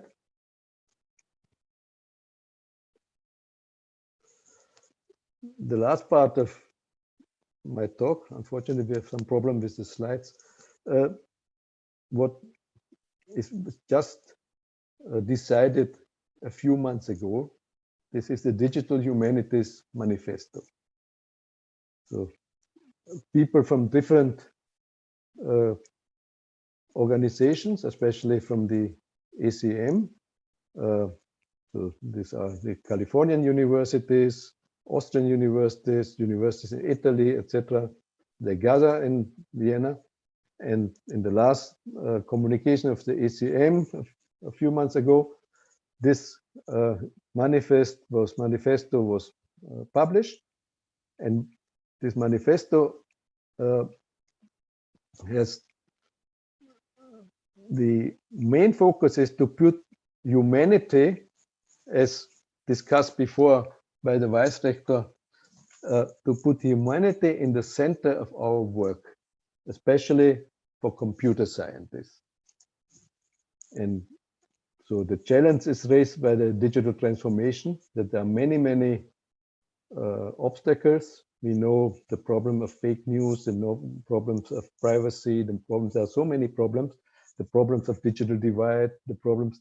So, and this kind of thing should be tackled. And the main points, and next slide. So this was published in the communication of the ACM by Vardi. And what is, next slide.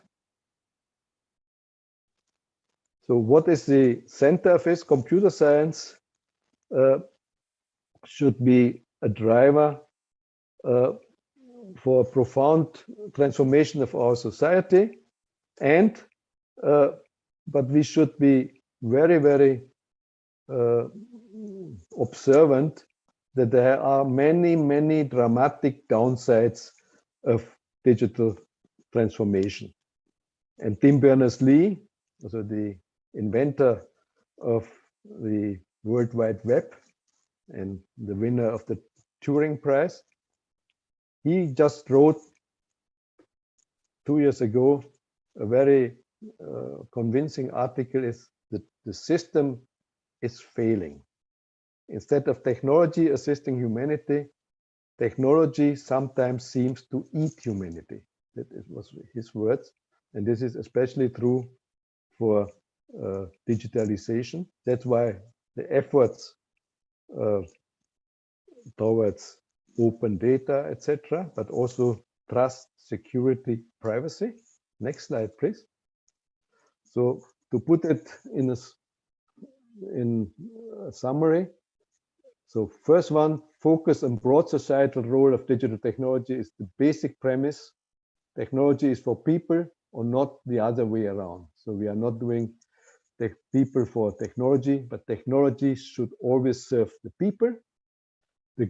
We should raise questions rather than provide answers about humanity. And if we raise the right questions, then we can work further. And most importantly, and it is also like the speaker before me has said before, computer science alone or technology alone cannot provide the answers. We have to work together with all kinds of disciplines, and a university like Airlangga is the right place, I think, as a comprehensive university.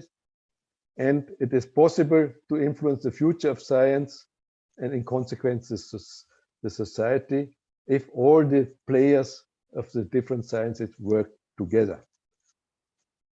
Next slide, please.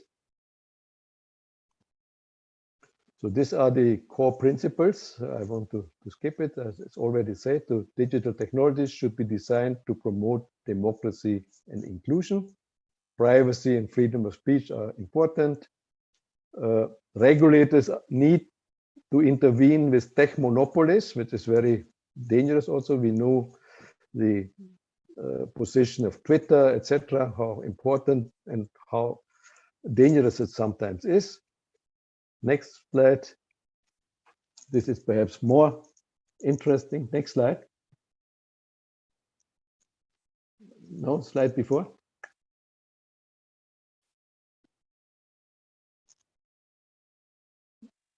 Yes. So scientific approaches across different disciplines are important. Universities are the place where new knowledge is produced and critical thought is cultivated.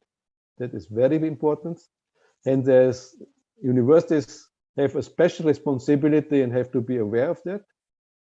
Academic and industrial researchers must engage openly with wider society and reflect upon their approaches. So we should be, as academic, be bold enough to engage.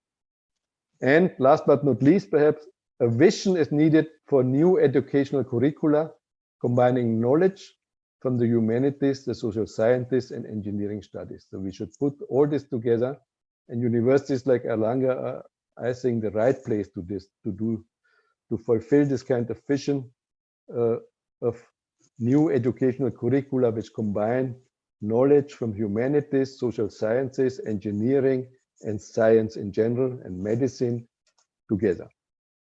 Next slide, please.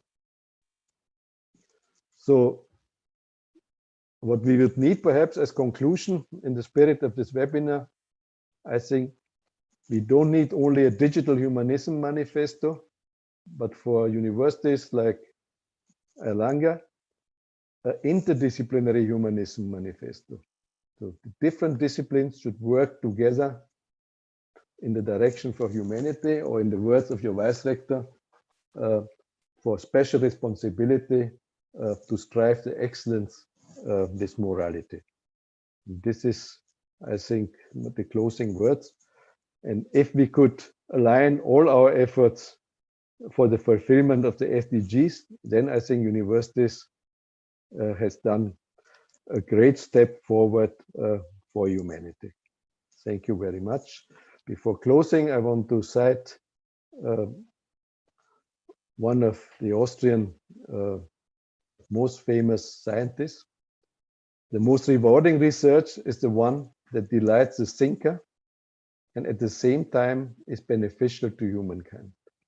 I think if all scientists at our universities of Asia UNINET would follow this motto, that research is not just writing papers, etc., but it should be beneficial to human mankind, like the researchers of MIT on the recognition of CAF, then if all of us would work like this and not only to publish, which is also very, very important, and this is also one of the most important indicators of the success of Asia UNINET, the publications, the joint publication, then I think we will be very successful in the future and be beneficial to the humankind.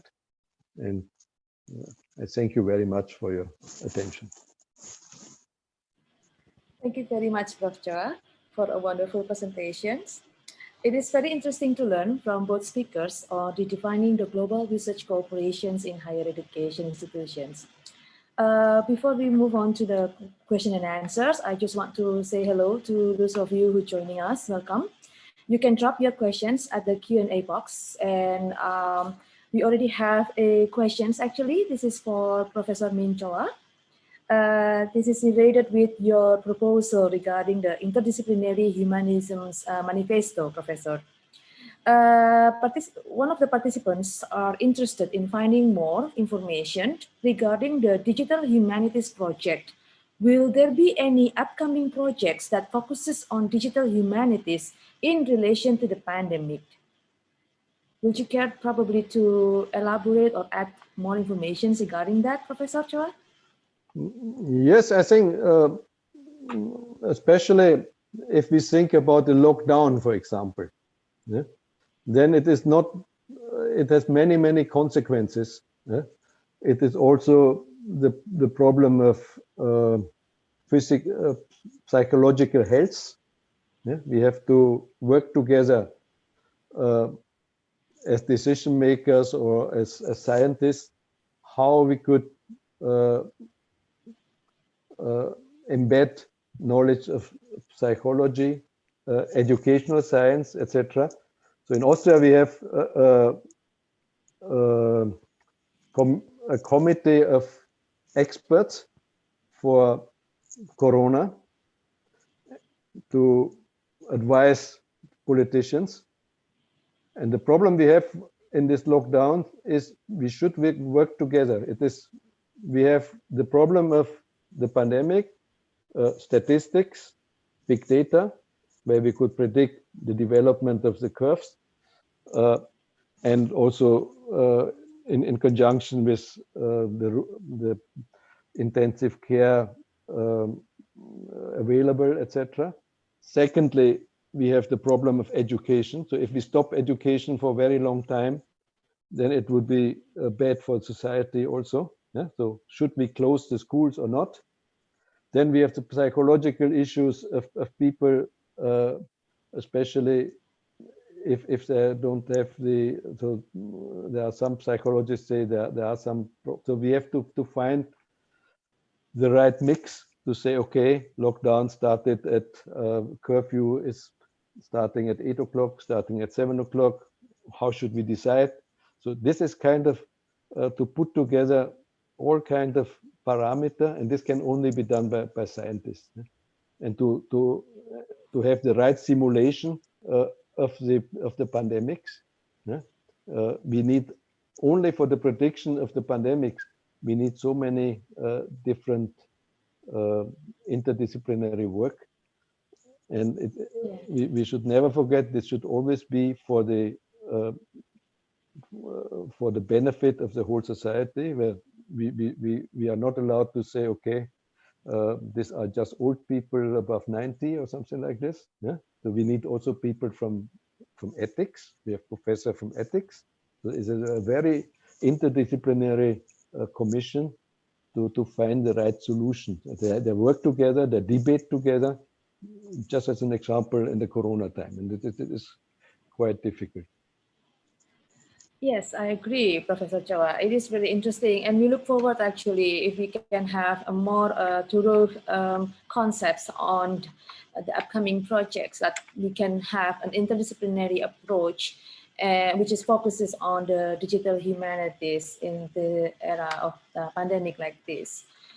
In relation with the ethical conduct, and also connecting again with the authority to control regarding the care concept that you were introducing to us earlier, we have another questions that ask about your proposals in relations to the open data for research cooperations. You are proposing open data and content. Now, one of the participants are questioning regarding the regulations in terms of copyright or intellectual property.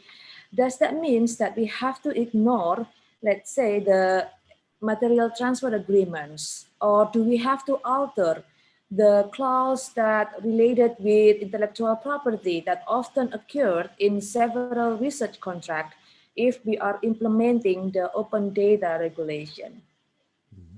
Now there are several problems. That is, so one problem is of course the issue of copyright, or copyright is not the real problem, because more and more journals are going to open science, and you can, if universities agree, then we have also now already the possibility to access journals for free. Yeah?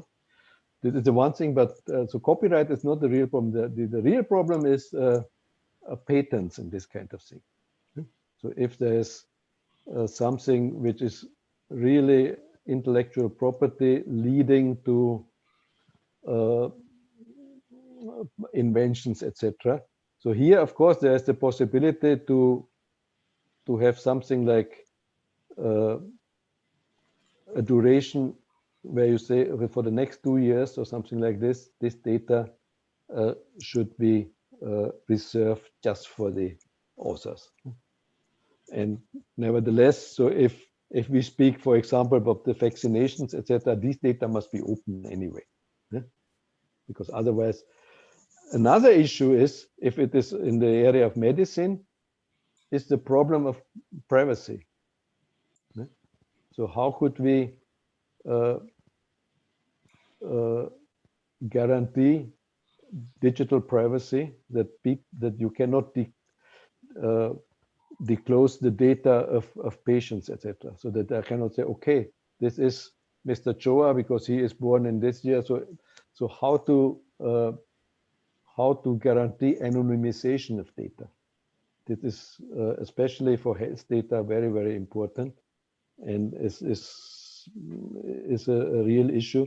So how we and there are solutions, of course, and that's why it is not trivial to provide this kind of data. So how can we guarantee digital privacy also for medical data, for example, so that there's no possibility to disclose the data of patients, for example, because these are private data. Thank you, Prof. Choa, for a wonderful explanations regarding issues that are very concerning for all of us indeed, especially if we have a close relations in the research activities. The next question is actually addressed to our university, Universitas Airlangga, to Dr. Miftah, but I can answer the questions actually because this is part of our program. Allow me to read the questions. With the pandemic, is there a programs offered by the university? So we have a participants from Malaysia who is interested to apply a JAM faculty in nanotechnology. So since this is part of the programs from our office, so allow me to explain a little bit about the JAM faculty opportunity in our university. So the JAM faculty is actually open for professor or any international academics from a university or institute of higher education. It is also open for international academics who are willing to be hired as an adjunct faculty for 1 year contract in Universitas Airlangga at which they affiliate. The activities may include teaching some credits of particular courses in classes or seminars or trainings, give a writing clinic for postgraduate students or lecturers. They can also conduct a joint supervisor and publish a minimum of 3 articles indexed by Scopus. The qualification for a adjunct faculty can be a professor or associate professor, assistant professor, and they also have to have H index minimum 5 as a Scopus author. Adjunct faculty must also publish articles in a reputable journal as many as agreed in the contract depending on the faculty. And it is also should be an international academics whose citizenship is not Indonesian and proven by passport. So I hope that explanations is helpful for all the participants that might have questions regarding adjunct faculty. But of course, further information will be shared by our colleague in the chat box. That it has a link for further information regarding the programs. Now I have another question for Professor Choa, and this seems like probably the last questions because we are almost running out of time. We should end the webinar around 3 actually, but it's okay. I will deliver the final questions to Professor Choa. In redefining global research cooperations in higher education institutions, according to you, what will be the main changes occurring in terms of research conduct after the pandemic is over? So we now still have the pandemic with all the problems. After the pandemic is over, what would you think the major changes that, like the new normal for research, if I can say that? Yeah. So this was the aim of my talk in some way. So I think hopefully we have all shown that we could cope in some way with this very terrible situation through the help of the internet, to be honest. Yeah? So that's why first lesson is the digital gap must be narrowed. Yeah? So this is very important to have broadband everywhere. And number two, to say now SDGs cannot be achieved until 2030 or 2040, whatever, is in some way no more valid, because we have seen that we could achieve goals if the scientific community and societies, of course, are willing to achieve it. And the pandemic has forced us to survive. Yeah? And the same would be with climate change, with whatever SDGs there are, yeah? To fight hunger, to whatever. This could be, so there's no excuse in some way. Yeah? If scientific community and societies are willing to achieve a goal, it would be possible. Of course, the problems are economic problems, profit, or whatever problems there are, but this can be solved or should be solved. And this is one of the tasks of universities, I think, to think about it. Thank you. I wonder actually, what is the current situations there in, especially in the European continents? Does the pandemic is actually slowing, or is it about the same at the moment? Unfortunately, speaking about Austria, we did it very, very well in March, April, May. But in the last 2-3 weeks, we have quite exponential growth, if you want. And we have a lockdown again since 2 weeks. Yeah, so yeah, so there are some problems, and this is due to I think the problem with people that they are tired to do the real social distancing and all this kind of thing, which is very, very regrettable, I think. And also, if you can share with us how effective it is or how productive it is in terms of research output. With the pandemic, I know that it impacts the teaching and learning process. And I also noticed there are some problems with the research conduct in Indonesia. So I'm wondering, and this is also actually a question for Dr. Miftah, which is probably the last questions actually being asked. This is for both of you, Professor Choa and also Dr. Miftah. Will it be possible for international cooperation addressed as one of the best factors to overcome the crisis of COVID-19? I suppose I will give the first opportunity to Dr. Miftah to give the answer first. Thank you very much. Actually, I have another meeting, so I'm so sorry that I lost a moment. Thank you very much for your question. It is very good questions. I think it is considered possible as there are opportunities open to explore international research cooperations in particular fields. However, we still have a problem with the changing practice in clinical chemistry of laboratory, our laboratory, especially since we are from a developing country. I think Austria is more than us. And then in addition, coronavirus disease 2019 is the defining global health crisis of our time. But compared to our neighbors, Indonesia still has relatively lower standards of healthcare. Like other institutes and industries in the country, our clinician laboratory succumbs to variety of challenges. But what I can highlight is that we need appropriate response to ensure the provisions of diagnostic facilities during COVID outbreak. And I also believe that necessary preparation for the post-crisis are also incorporated. Thank you very much.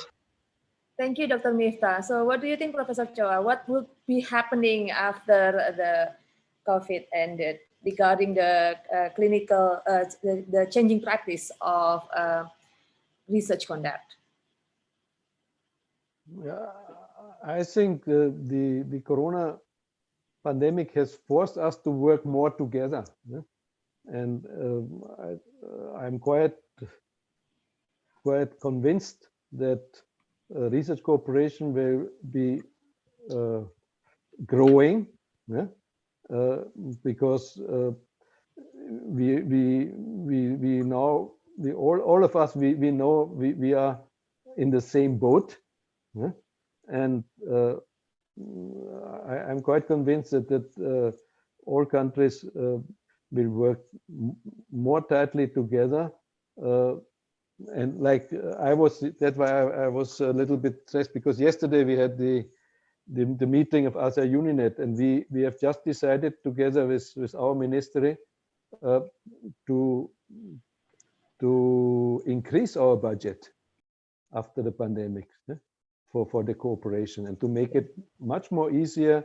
So the proposals can be sent until March 21, and our government is so we were at the ministry. That's why I was very busy this week, and so we are they are willing just to promote this kind of cooperation, especially with ASEAN countries, so that make it much more easier to submit this kind of proposals.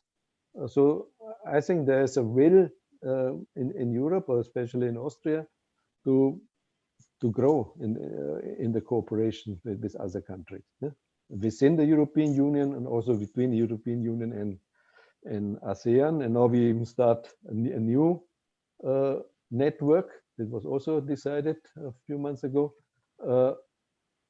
with ASEA Uninet as a role model. It's the same concept for Africa. So I think cooperations will be growing. This is my impression of the after Corona period. Yes, wonderful information, Prof. Choa. And we just want to let you know that Universitas Airlangga is very open for any initiative collaborations, especially for 2020 program. So we are hoping that we will have more activities under the consortium of ASEA Uninet. So we look forward also to that. Elective medical stays from Austrian, or until now with Airlangga we have only in the humanities. We have this Novi City Kusuji in literature. Humanities. But we also recently just had a community outreach program under the ASEA Uninet consortium as well, but that focuses on the stunting prevention acceleration. So I think it's still possible to grow, in my opinion. Yes, absolutely. Thank you very much, Professor Minchoa. Thank you for Dr. Miftah as well. Thank you for all the speakers and also participants for a fruitful discussion. It is also important to highlight that the existing research collaborative practices most higher education institution has employed is needing a flexible and adjustable policy and regulation regarding research conduct. Before I end this webinar and I hand over to the Master of Ceremony, I would like to also share that our hopes from this webinar, and citing from Professor Choa's presentations earlier, that we are hoping that this webinar not only the one that delights the thinker, but also at the same time is beneficial for humankind. So with that, I have to end this webinar from today. I will hand over the session to our Master of Ceremony, Mrs. Mustafiro. Thank you so much, Ibu Dina Septiani. Well, ladies and gentlemen, that wraps our agenda today. On behalf of Universitas Airlangga, we would like to deliver our grateful to our distinguished speakers, Professor Amin Shah from Vienna University of Technology, and also the Coordinator of Technology, Innovation, and Sustainability Project of ASEA Uninet. And also thank you so much to Dr. Muhammad Miftah Surur, the Vice Rector for Internationalization, Digitalization, and Information Universitas Airlangga, for delivering excellent presentation. And also thank you to Dr. Iman for making time attending this webinar. Thank you so much, Dr. Dina Septiani, for leading this very delightful discussion. Last but not least, me, Mustafira Yusuf, as the Master of Ceremony, and all of the organizing committee of Airlangga Global Engagement, would like to encourage all of participants to fill a satisfaction survey. We already sent you to the personal chat. Your feedback will be very much appreciated. Thank you so much to all of participants for joining us today in this webinar session. It's been our pleasure to host this event. Thank you so much. Wishing you a good health and wish you a pleasant day. Wassalamualaikum warahmatullahi wabarakatuh. Goodbye. Bye. Thank you, everyone. Goodbye. Thank you, Professor Miftah. for the invitation and for Dina. It was a pleasure.